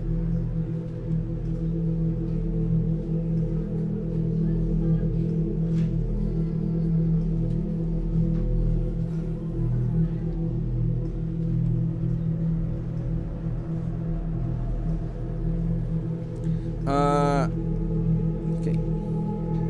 Hey Taku, let's make a trade. Trade? If you give me that CD in exchange, I'll... Her face was that serious. I gulped. I what? And now to the delusion. Oh my god, is he getting horny? Of course he is. Like, come on. Like, I even chose the horny option. Like, of course. Her cheeks turned a little red from embarrassment. And then she spoke, as if she resolved herself to some big decision. I'll let you do whatever you want to me. Huh? I couldn't believe what I just heard. Was she joking or telling the truth? I couldn't tell. Tried to look away from her, but before I could... Crouched down. What? Rimi glanced around and then pushed my shoulders down hard. Confused, I did what she said. I crouched down, leaning back against the CD racks. I wasn't sure what she was doing, then she crouched down in front of me. Stretch out your knees. Did she mean for me to sit right on the floor? That was something DQNs did, so I didn't want to do it myself, but she grabbed my calf and forced it outward.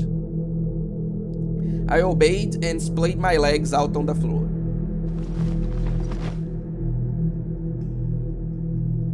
Oh damn. Holy shit, okay. And then for some reason she got up on my leg like she was riding a horse. Girl, right in the middle of like the store, Jesus Christ. Hey. She put her finger to my lips. Shut up, she seemed to be saying.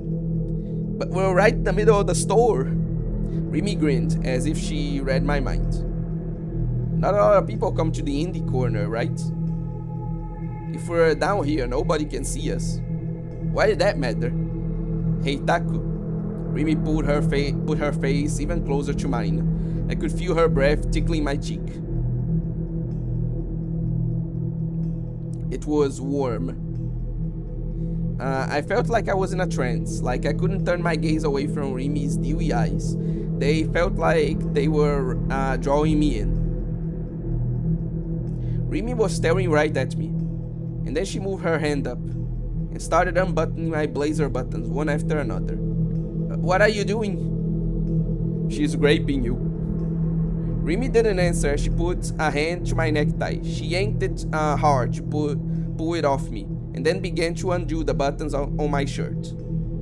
Somebody will find us. Yeah. It'd be really bad if somebody caught us, right? But despite what she said, her slender hands were sliding inside my shirt to touch my chest. I could feel their cold touch running along my skin. Her smile was sweet and seductive. Usually Remy was bright and cheerful, and not very sexual at all. Seeing her like this made my heart race. Your heart's beating so fast. Remy, you're so... Did you really have to...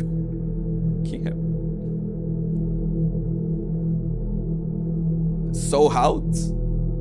Oh crap, I said what I was thinking out loud. I was just that rattled. What exactly does that mean, I wonder? Tell me, Taku.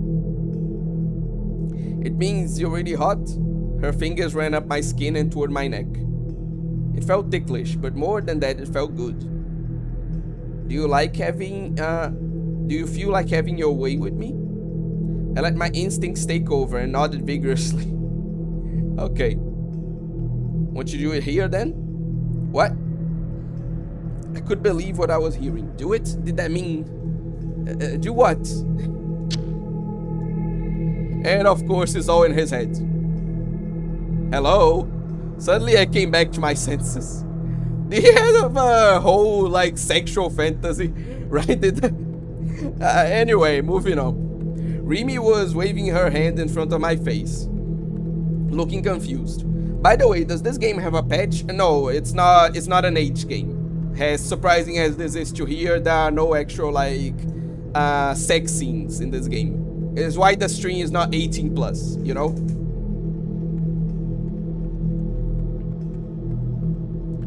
I wasn't on the floor. Remy wasn't riding my leg. We were just standing and facing each other. What's wrong? You spaced out for a second there. And then nothing. And then she looks down and like his thing is just fully erect.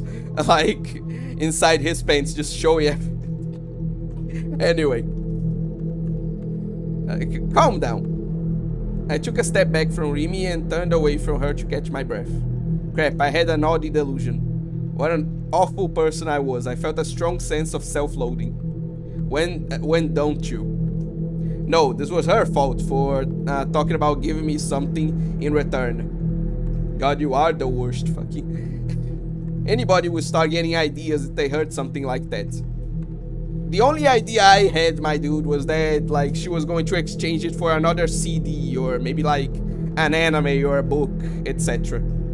Heck, I didn't even think she was going to propose a trade. Like, when I was in high school, like, I still have it. I have, like, because the anime Another, right, is actually an adaptation from a book instead of like a light novel or a manga as they normally are. And I had a friend that was like obsessed with Another, and so when I mentioned that I had like the original book, she was like, oh, please lend it to me, please lend it to me. And like I did. I thought it was something the only idea that came to my mind is that I thought Remy was going to ask for something similar, you know.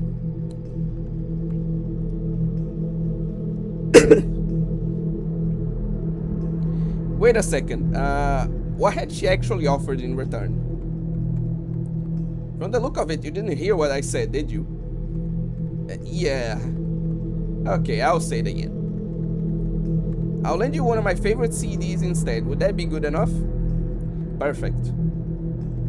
What? Come on, you say yes, right? Please, I'm begging you.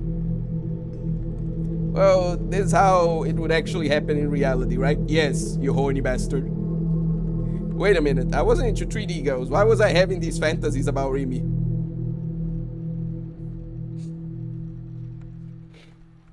Breathe in, breathe out. I nodded, and she gave a little cheer of joy. It was so funny that I couldn't help but laugh, despite the danger I was in.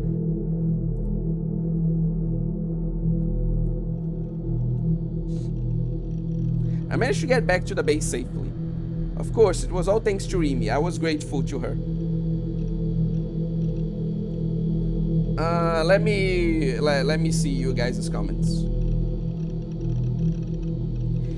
Nah, I don't think he lost interest. He's probably trying to quit reading doujins and stuff. I remember he said he didn't like that he did that because his religion. Good for him, honestly. Again, there's a million and one explanations for like what's happening.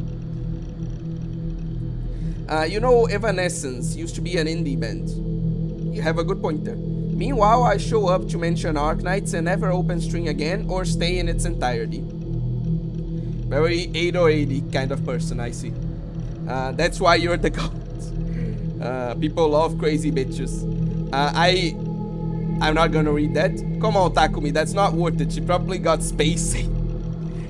You know, that was actually like, as ridiculous as that sounds, that was actually like a mechanic in a D&D game that one of my friends had.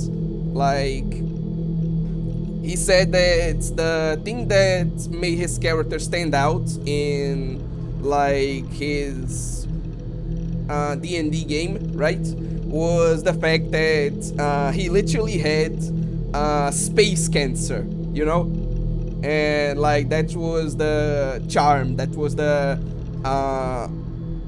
differentiating like aspect of his D&D character. So you reminded me of that.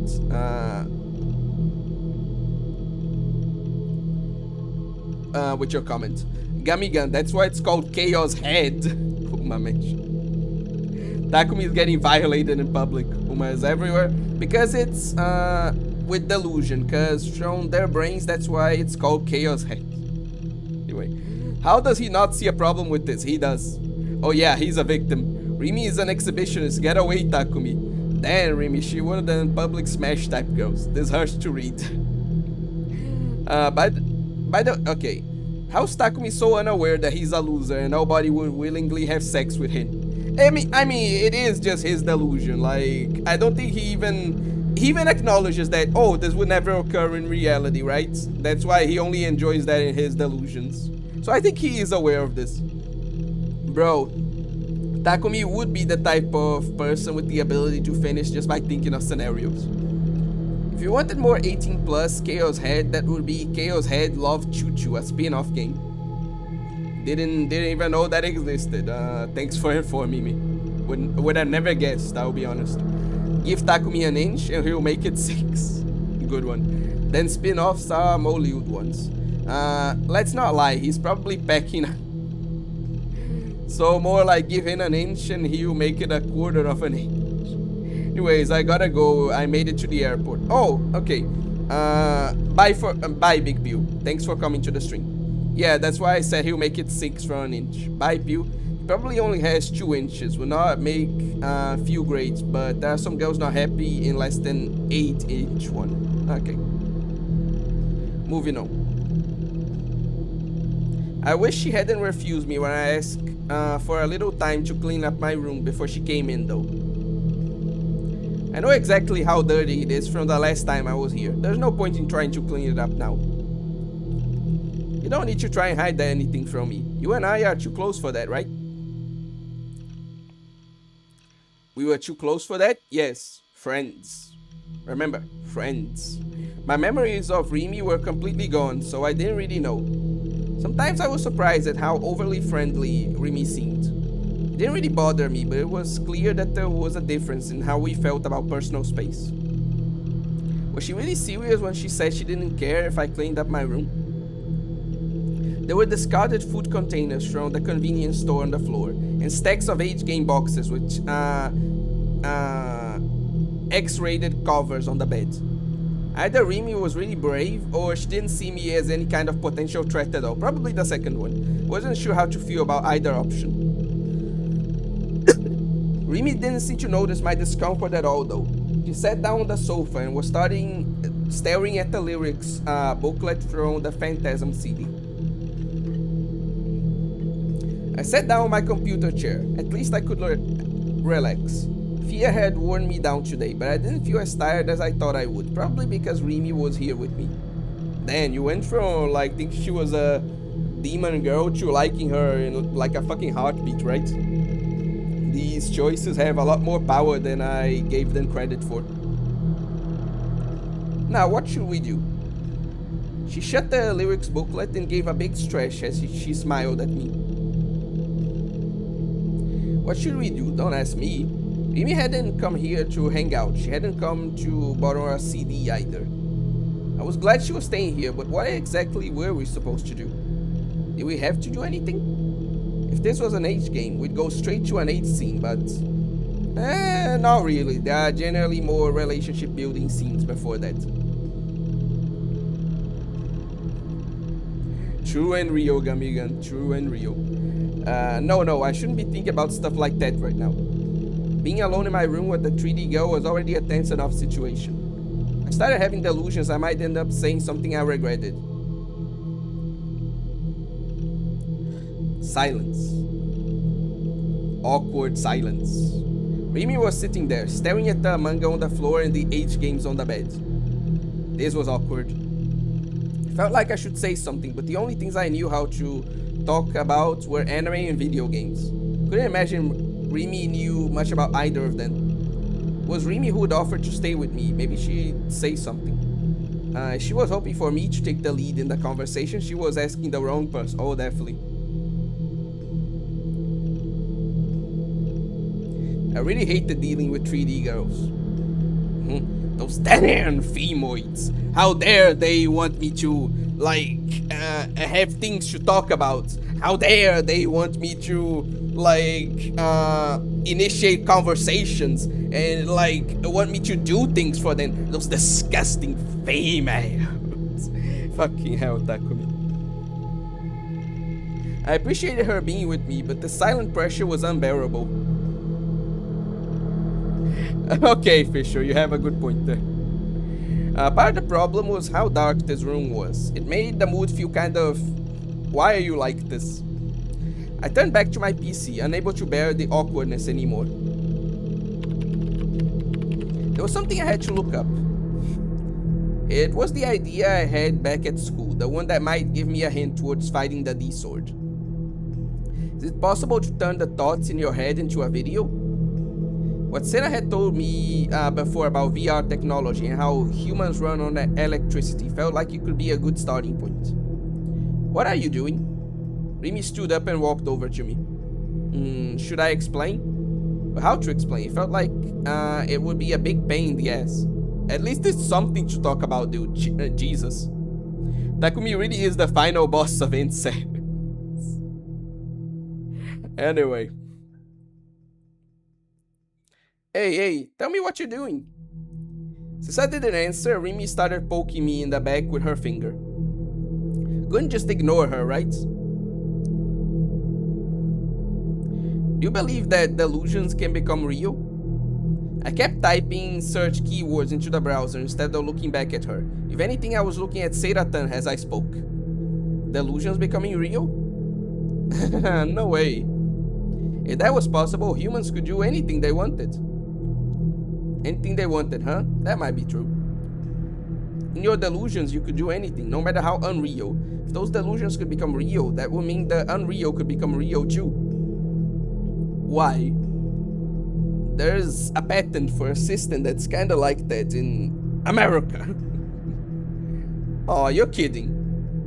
I wasn't looking at her, but I could sense her giving me a sigh of disbelief. Oh, he actually pulled up the patent. Decided to show her the image of the patent that Shiho had found for me. What's this? A picture of the picture of the patent. Huh? Really?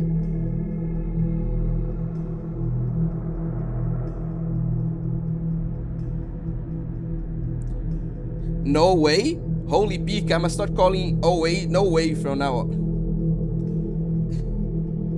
Why are you like this? Just... Oh, god damn it, Fisher. God fucking damn it. Okay. That's interesting. I need to think about this later. She leaned forward and stared at the monitor. Her head was right next to mine. My English is so bad. Wow, Taco, I didn't realize you could read English. She was so close. I could even see the sparkle in her eyes as the monitor's light reflected often. My heart skipped a beat again. Hey, tell me what it says. She seemed to have taken an interest. I tried my best not to think about how close she was, moving my head so that I could see both Seiratan and the monitor at all times. It said Japan's population is lowering.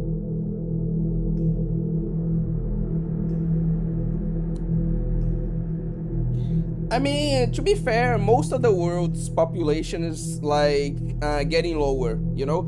There's just a lot of people call out Japan, but Korea is a lot worse about this than Japan is. And like the only reason like that other countries like don't notice or don't call this out as much is because like no, you know what, that might be too political a topic to bring up. I'm just going to end this by saying that essentially like the whole world is, well, most of the world is suffering from this problem. It's not just Japan. What do you mean no way got some swag to it? Like no way, it's a way. Okay, dude, okay. If you think it's cool, then it's cool. Let's say somebody was blind from birth. You could like send images to a video camera so that they could see. Got that? You mean the video camera would act as their eyes? Yeah, it's called VR technology. Huh, that's true, it's really amazing. It is true. Senna said that they even succeeded in testing it. But what's using a machine to see have to do with delusions being real? Not that smart, so I can't figure it out. As I explained my theory to Remy, I kept on typing keywords into the search engine, but nothing was coming up. I kept going anyway. Both the images coming from the camera and the delusions in your mind are just electrical signals. Think of it the other way around. Don't think about sending signals to the brain, think about sending signals from the brain. I see. Her responses were dull, almost blank. Maybe she didn't understand at all. I was tired of explaining things to her, so I just stopped talking. I focused on my research. Come on, dude, you were going so fucking well. Like, come on, she wasn't understanding, but she was clearly captivated by the topic. You were this close, you... Whatever. I didn't really need her to understand anyway. It was just an idea I'd come up with. Remy was still nodding and murmuring even though I stopped talking. Decided to just ignore her. No matter how much I searched, I couldn't find anything to back up my theory. Decided to change my approach and look at patterns instead of just web pages. Went to the English site that Shiho had told me about that had a list of patterns. I would look and see if anything there could give me any hints. Takumi, what if your brain is like a battery? Oh! After following a bunch of links, I finally found something similar to what Shiho had shown me before. It was a different pattern document than the one for the VR device. Decided to read it immediately.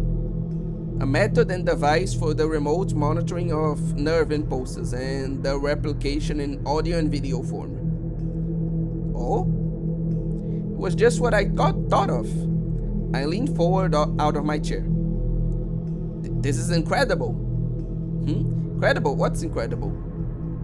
It's basically a device for reading people's thoughts. Reading thoughts? In other words, you could use a special device to take a look at the images and sounds inside a person's head. And it even said you could monitor these nerve impulses from satellites. With this, you could read the mind of anybody on Earth. The plot is interesting at all, but this actually reminds me of a story I just remembered. Like, I want to tell you guys about it if you don't mind.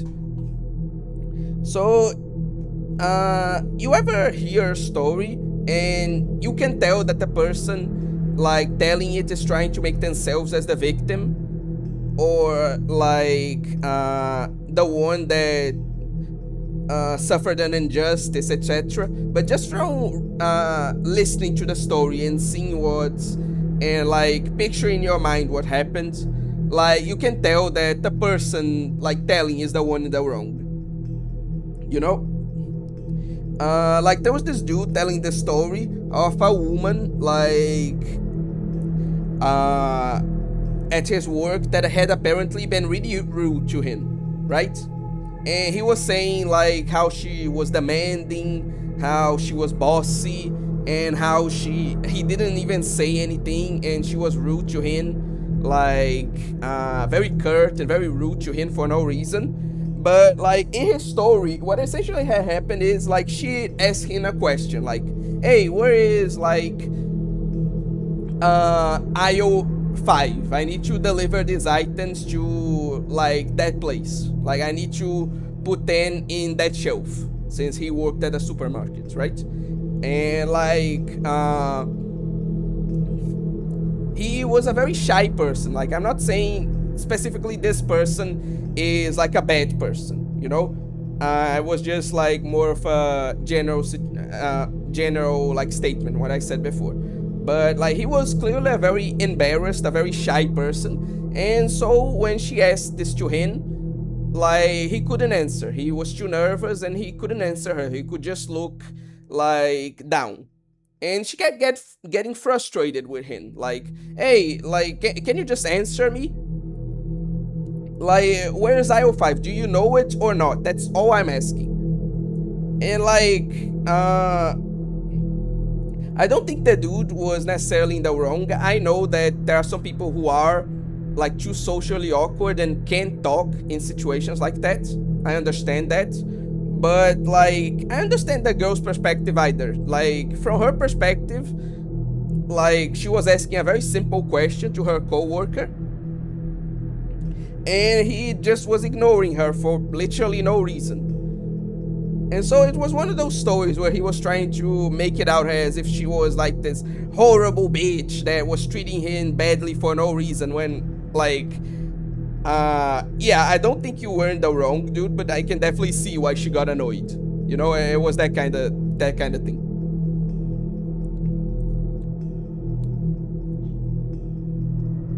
But yeah, continuing the story. And it even said you could monitor these nerve impulses from satellites. With this, you could read the mind of anybody on Earth. Is that really possible? It's not from a sci-fi novel or something? But patents require you to have the finished system before you can get them. That's what I read when I looked up patents online. So the system has to be real. This wasn't fiction.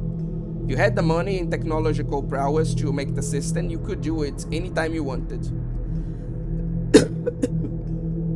I remember what Senna had said.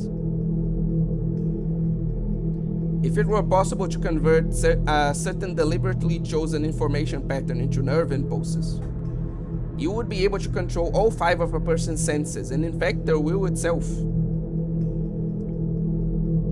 Hadn't found any source to confirm or deny that, so it was just a guess.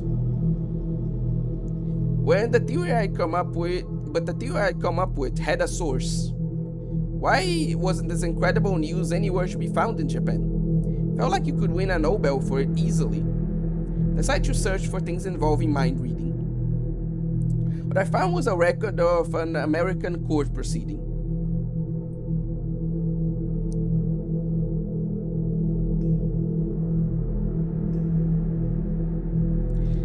English again. My head's starting to hurt. It was pretty long, so I didn't feel like trying to read it at all. Decided to use finally, that's what I was going to suggest.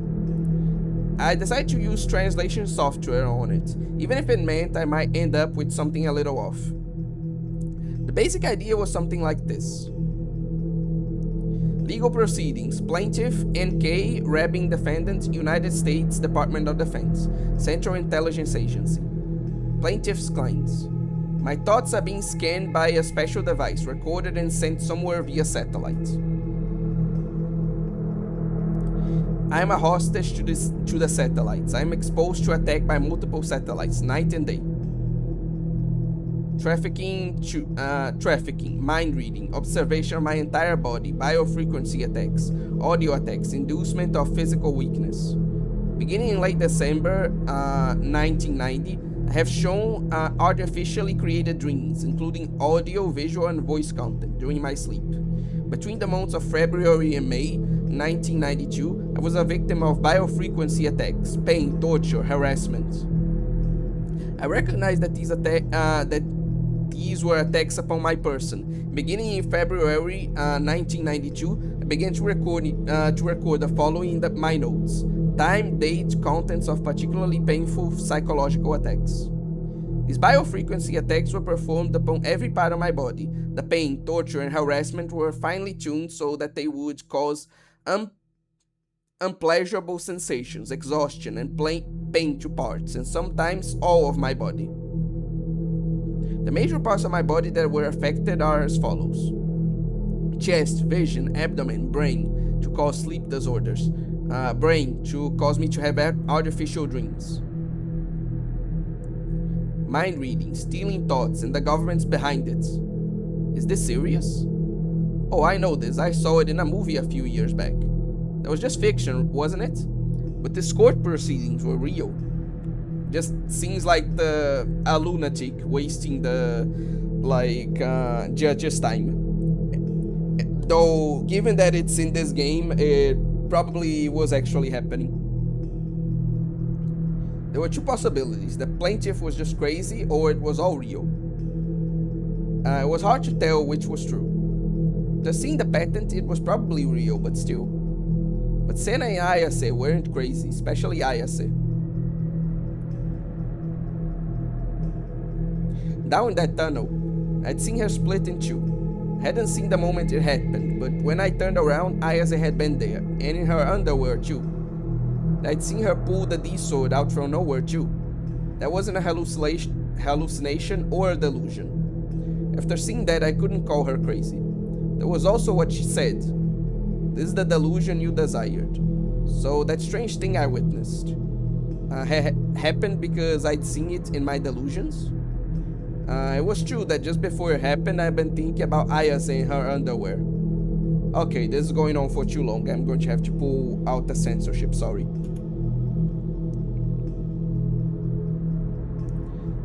The D-sword only reveals itself to those who have the power. You can see my sword, right? That can only mean one thing. Was that what Ayase had meant by power? The power to project delusions into reality? And it was possible that I had it?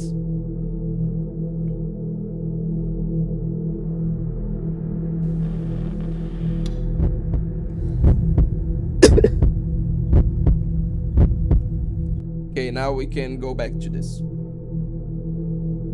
No. I was jumping to conclusions. Maybe there was a system that could use science to turn delusions into video footage. That didn't mean psychic powers were real. You had to find it by yourself. I don't know how. It was still her saying it. But if maybe the way to get a D sword involves some kind of psychic power. And if I really had that power, it might be worth trying.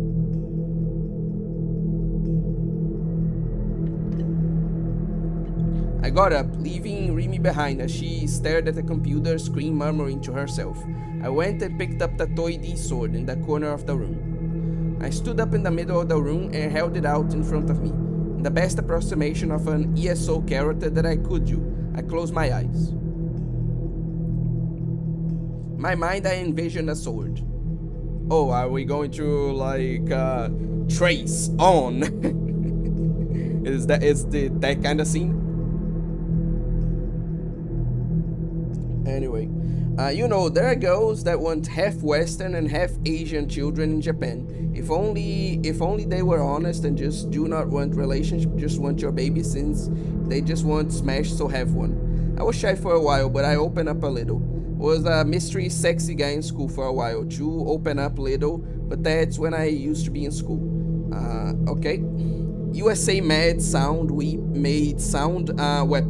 Make you bleed out your eyes, throw up constantly. I didn't hear about the whole bleeding out of their eyes, but I do know that they did make a sound weapon that made people, like, that they used on like a protest to disperse people, and it was incredibly effective. It made people feel really bad and even caused some people to pass out. So I do know that that's true.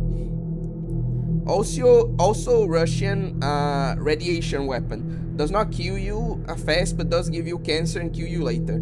It's Russian laser weapon made. I did know that, like, not necessarily Russia, but I didn't know that some countries had made laser weapons. I didn't know that, like, I have no idea about radiation weapons, so I have to search about that. I haven't heard of anything like that. Of course, the one I had in mind was beautiful, terrible, and impossibly sharp, like the ones Ayase and Senna had. I was good at having delusions. After all, I have all kinds of delusions all the time. If I wanted to, I could visualize them down to the slightest detail. When the image seemed firm in my mind, I grit my teeth and clutched the sword tight with both hands. Become real, become real, become real, become real. Focus, think of nothing else. What you're holding now is a real this sword, not a toy, real. My whole body tensed up. Now show yourself to me. Bring me salvation, protect me. I opened my eyes. The sword in my hands hadn't changed at all. It was still a cheap toy. Yeah, I should have seen that coming. There was no such thing as the power to make delusions real. I was old enough to know that. Start to feel embarrassed that I'd ever believed it. I sighed and put the sword down. And then I felt a gaze from behind. Felt a prickling on my neck that made my hair stand on end. That gaze again? I could sense it clearly. I was being watched. Don't look at me. I'm not turning around. I refuse to turn around. That's interesting. He's feeling the same sensation he felt for like years, right? Of God watching him. But now, like, we know that Remy is behind him. So maybe she was the one causing that sensation all the time. Maybe, like, Remy has been stalking him for a while and that's what he's been feeling. It's an interesting little theory, maybe. I'm not turning around. I refuse to turn around. This time I didn't just sense a presence. I heard a voice. Or maybe it was more like a sigh than a voice. Don't tell me, had I just made a big mistake? Very quietly turned around. Remy was staring at me. Oh, so that was it. No wonder it felt so much stronger than usual. Didn't just feel like somebody was watching me. Someone was actually watching me. Awkward. Don't confuse me like that. Wait, did that mean she'd been striking a pose with my... Oh, sorry. Wait, did that mean she'd seen me striking a pose with my ridiculous toy sword in the middle of the room? Yes. Dork. That was pretty embarrassing. But something seemed wrong. She was staring hard, intense, and unblinking. But what she was staring at wasn't me. It was the toy D-sword. Why did she look so serious? She looked like a totally different person than she had a moment ago, when she'd been so confused by the patterns. Awful memories came racing through my mind. Remy was on my side. She was on my side, right? But I didn't know everything about her. Did she know about the D-sword too? I gulped and slowly, timidly called out to her. Taku. Remy's gaze was locked on the toy weapon as she spoke. Her voice was flat and devoid of emotion. That sword. Remy was on my side, right? She wouldn't betray me like you were, right? If Remy betrayed me too, what would I do? I think you should throw that sword away. Why? My voice cracked. Did Remy know something about it? Because Remy finally turned her gaze toward me. I looked away as quickly as I could. Because what? Because you're in high school now. Okay, that's just like typical girl, like shaming him for like being interested in quote unquote childish stuff. What? Remy suddenly grinned. She smiled at me mischievously. Though it's possible that like she thought something else but used that as an excuse to seem like more normal or less suspicious. Remy suddenly grinned. She smiled at me mischievously. The sudden change knocked all the tension out of my body. I mean, I know that boys like their toys no matter how old they get. But I think you're a little too old to be swinging around a big sword around by yourself in your room.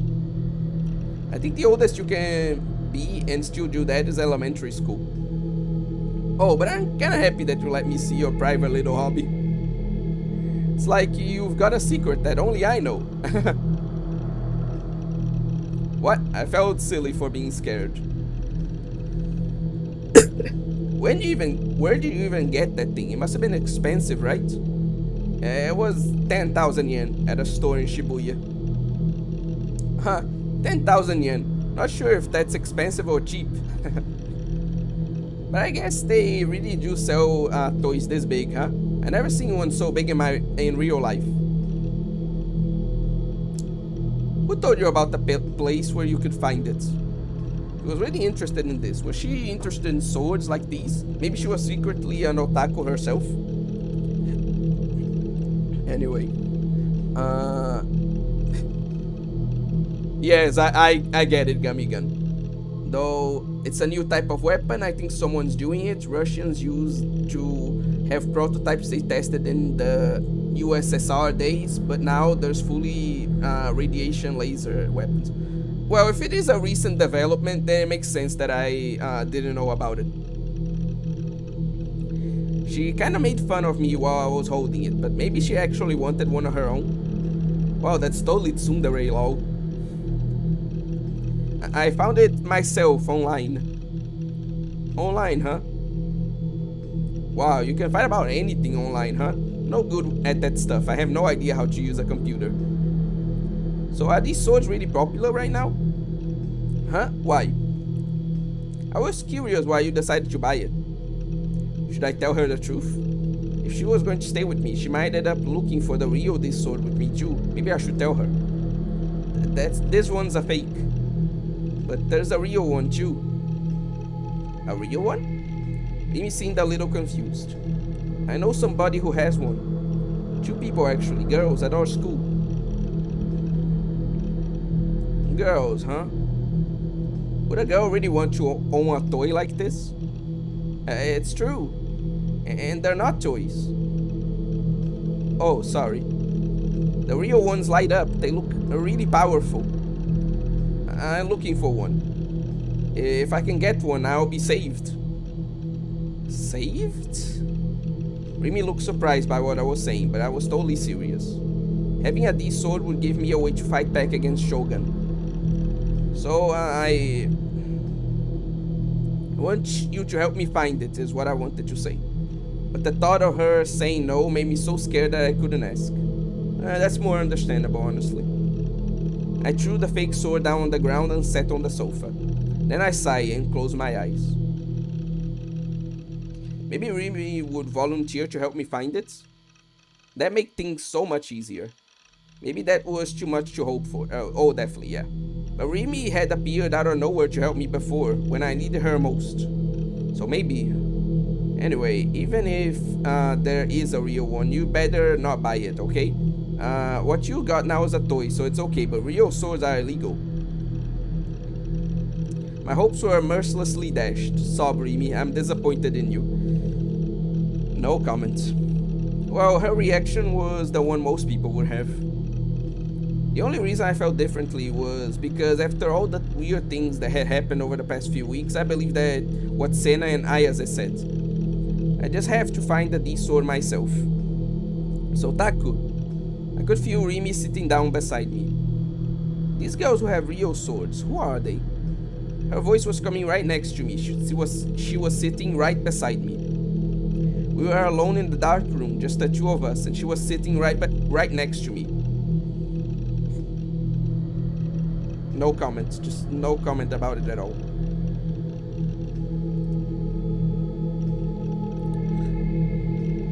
Emergency, we have an emergency here. I'm a little surprised that you know any girls other than me. Fucking slap in the face, but like, understandable. Are they your girlfriends, maybe? Did she have to ask that? Was she trying to tempt me, maybe? Why was she talking about girlfriends?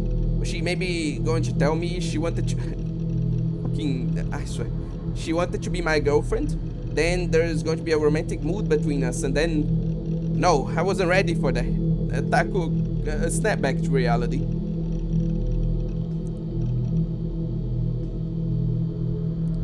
I opened my eyes and shook my head. Both Ayase and Senna were very mysterious, also a little crazy probably. If there were 2D characters, they'd be really moe, but not in 3D. Especially Senna, just talking to her terrified me. She felt like she could beat me up at any moment. I mean, most people could, I think. I didn't want to get involved with her at all, if I could avoid it. I see, that makes me a little relieved, I guess. Maybe she's jelly that he has other female friends.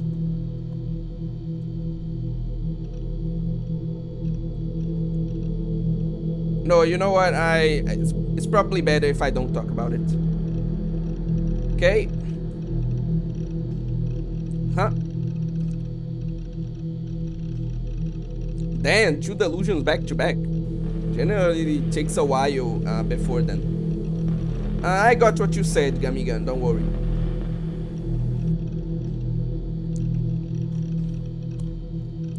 Like, just because I'm not responding to some of your comments doesn't mean I'm not reading them, okay? It's just that sometimes I don't have anything to respond. What did she just say? I mean, to be fair, it was a bit more suggestive, and I could definitely understand him taking that the wrong way. So, yeah, I'm not going to judge Takumi too much on, like, thinking something about what she just said. Oh crap, my whole body froze. This was leading where I thought it was, right? Probably not. She meant what I thought she meant, right? Not necessarily. Calm down, buddy. She was trying to get me to say something here, right? What was I supposed to say? Was I supposed to give her the answer she wanted to hear? I mean, I liked the idea, but I didn't know if I was up for dating a 3D girl.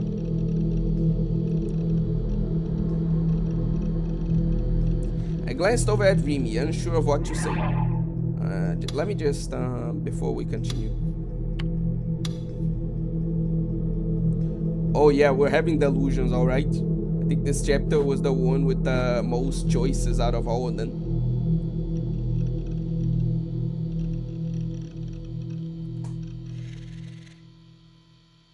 Hopefully she's covered up enough that it's like I don't need to use the sensor for this. I mean, it's not straight up lingerie, so hopefully. You ever played Corpse Party, a great visual novel with game element? Again, I only ever played the original Corpse Party, the RPG Maker game released back in the 90s. I heard about the like newer games, but I never played them, Gamigan. Huh? Hey, wait, why? My mind had gone completely blank. I was having trouble keeping up with this incredible turn of events. I couldn't even move a finger. Honestly, it's weird because even though we clicked on the horny delusion, generally when he's having a delusion, the screen is all like wobbly and stuff like that. This feels more like that scene with Remy where like I thought it was a delusion, but actually she was in the room. So what's happening here? I couldn't even move a finger. I was too shocked to even speak. Oh yeah, and it's getting late, so we're just going to finish the scene and then I'll end stream, okay? What's wrong? She'd taken off the jacket of her uniform. I realized that wasn't all. She'd taken off her skirt too. The way she was sitting, it looked like she wasn't wearing any panties. That meant Remy was sitting next to me, wearing nothing but a shirt and a bra. The first thing I thought of was a famous age game about a private tutor. It was called Miss Emily Can't Strip, and what I was experiencing right now was right out of its third chapter. Who's more delusional, Takumi or aunties? That's a good question. That's a good question, Kodokurasu. They're great. You should play them one day, but Omineko should be first. It's great. Again, we're going to do things one at a time. Okay, Gamigan, we're getting through them. I need to like I keep saying to Fallen Angel, I need to finish some things up before I go to other things. An age game had come to life, and right here in my room. Was this a delusion, a hallucination, or was it real? Whether it was real or a delusion, Remy was definitely sitting in front of me, almost naked. Found myself staring at her chest. With her unbuttoned shirt, I could get occasional glimpses of it. Her light pink bra. Your chest is bigger than I thought it was, Miss Sakihata. Wait, no. If you stare, she'll think you're a pervert. Don't look at her. I mean, she kinda can't say anything, like, given that she's pretty much half naked, you know? Let my gaze fall to the ground. Wait, now I'm looking at her legs. Okay, that's a bit much. Sorry, but like, that's a bit much. Especially for like a supposedly safe for work stream. Gotta say, Remy got some nice booba. True. The One Piece, it's real. Wait, now I'm looking at her legs. She's not wearing a skirt. I can see your panties, Miss Sakihata. They're very simple design, but very cute. Pants. Crap, my little man was starting to boot up. I could smell a sweet scent coming from, like, Remy's body, and her skin felt real in a way that figures and 2D never did. So this was the power of 3D. It was too sexy to handle, to be honest. All my deeply held values were in danger of being wiped out. I told myself I wasn't into 3D girls, that I only loved 2D girls. Give me a refund.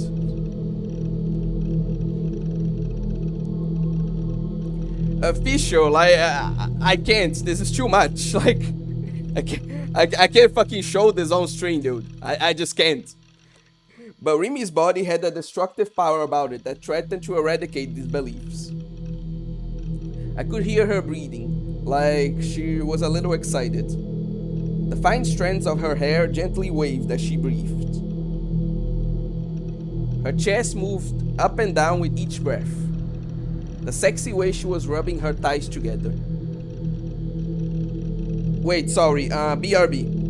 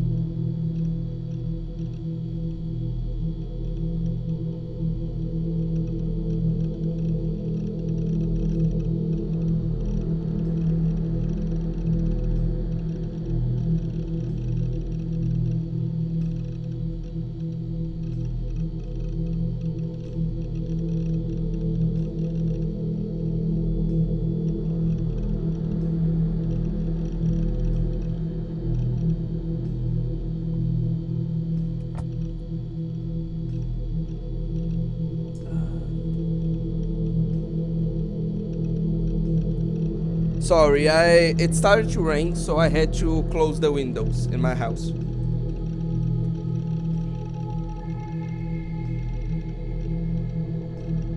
Anyway, let's continue. Her dewy eyes, her pink tongue peeking out from her half-open lips. It hurt to breathe. My mind was blanking. What was this? I felt like that kind of strange, itchy feeling you get when how do I say this? Whatever. Sex scene starts in an age game. My mind began to race. Hey, Taku. Okay, I can uncensor it now. This is good enough. She called to me in a sweet voice. I couldn't take my eyes off her body. I'd never seen a girl my age's body this close. Was Remy coming on to me? Did she like me? To be honest, I didn't want to be tempted in such a lewd way. Ideally, I wanted to start off with a platonic friendship, and then we'd slowly fall in love with each other until she worked up the courage to say she liked me beneath the legendary tree on graduation day. God, you want just the whole 9 yards, don't you? I'd say okay, and she'd start crying tears of joy, and we'd kiss. At least that's what I used to think, but after experiencing the scene unfolding in front of me, platonic friendship could go screw it. Takumi is a boy, alright. I'm thirsty. You got anything to drink? I stood up, unable to bear the tension between us. Drinks. Maybe in the fridge? Had a thing of soda, but I already drank out of it. Giving it to her would be weird. If you don't, I can go buy something. There's a store in front of Shinsen Station, right? I could sense Remy standing up behind me. I'll be right back. Huh? You'll be right back? I turned around in a panic, just in time to see Remy, still in her underwear, heading out the door. Hey! She was going to the store in with her panties showing? That's crazy. Was Remy an exhibitionist? No, that's just your delusion. Exhibitionist? I leapt up and literally fell back in shock. Okay, that was a delusion. Okay, I was wrong.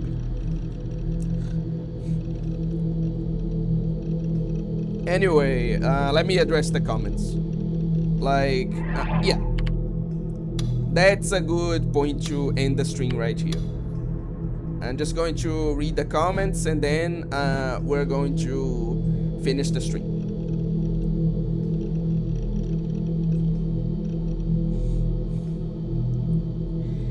Then great thighs and booty. Fight fire with fire. I do not know about that, Takumi. 2D is way better. It's not too edgy, they're just exploring body positivity. Why else would Takumi be praising her features so much? Fucking facetious little bastard. Who would like to lay on then Remy thighs? Me. That's who. My take on 2D and 3D is that it's incomparable, especially if we take into consideration also matters other than purely visual. Then, if only this was an plus 18 live. If only. I mean, 2D anime female characters can replace real woman and real woman. Yes, we already talked about this. Away was using that material in the bathroom, if you know what I mean. No, come on, dude, I'm not DSP. Like, come on.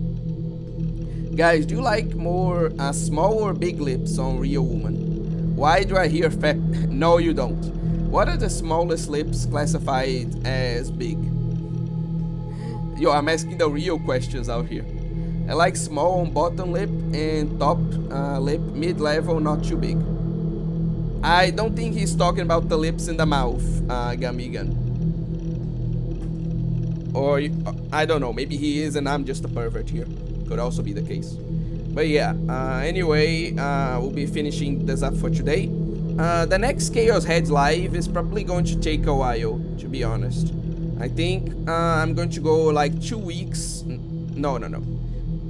Because next week there aren't going to be streams, right? I'll only like the streams will only return the week after that. And so like the week after that we're going to have streams again, and then the week after that one there will not be a Chaos Head stream, and the next Chaos Head stream will be on the one after like that one. So yeah, what I'm trying to say is that the next Chaos Head stream is going to be pretty much like a month from now, I think, since I want to try some other things before coming back to this game. But yeah, for now, thank you all for watching, and I hope to see you guys on the next stream. Bye.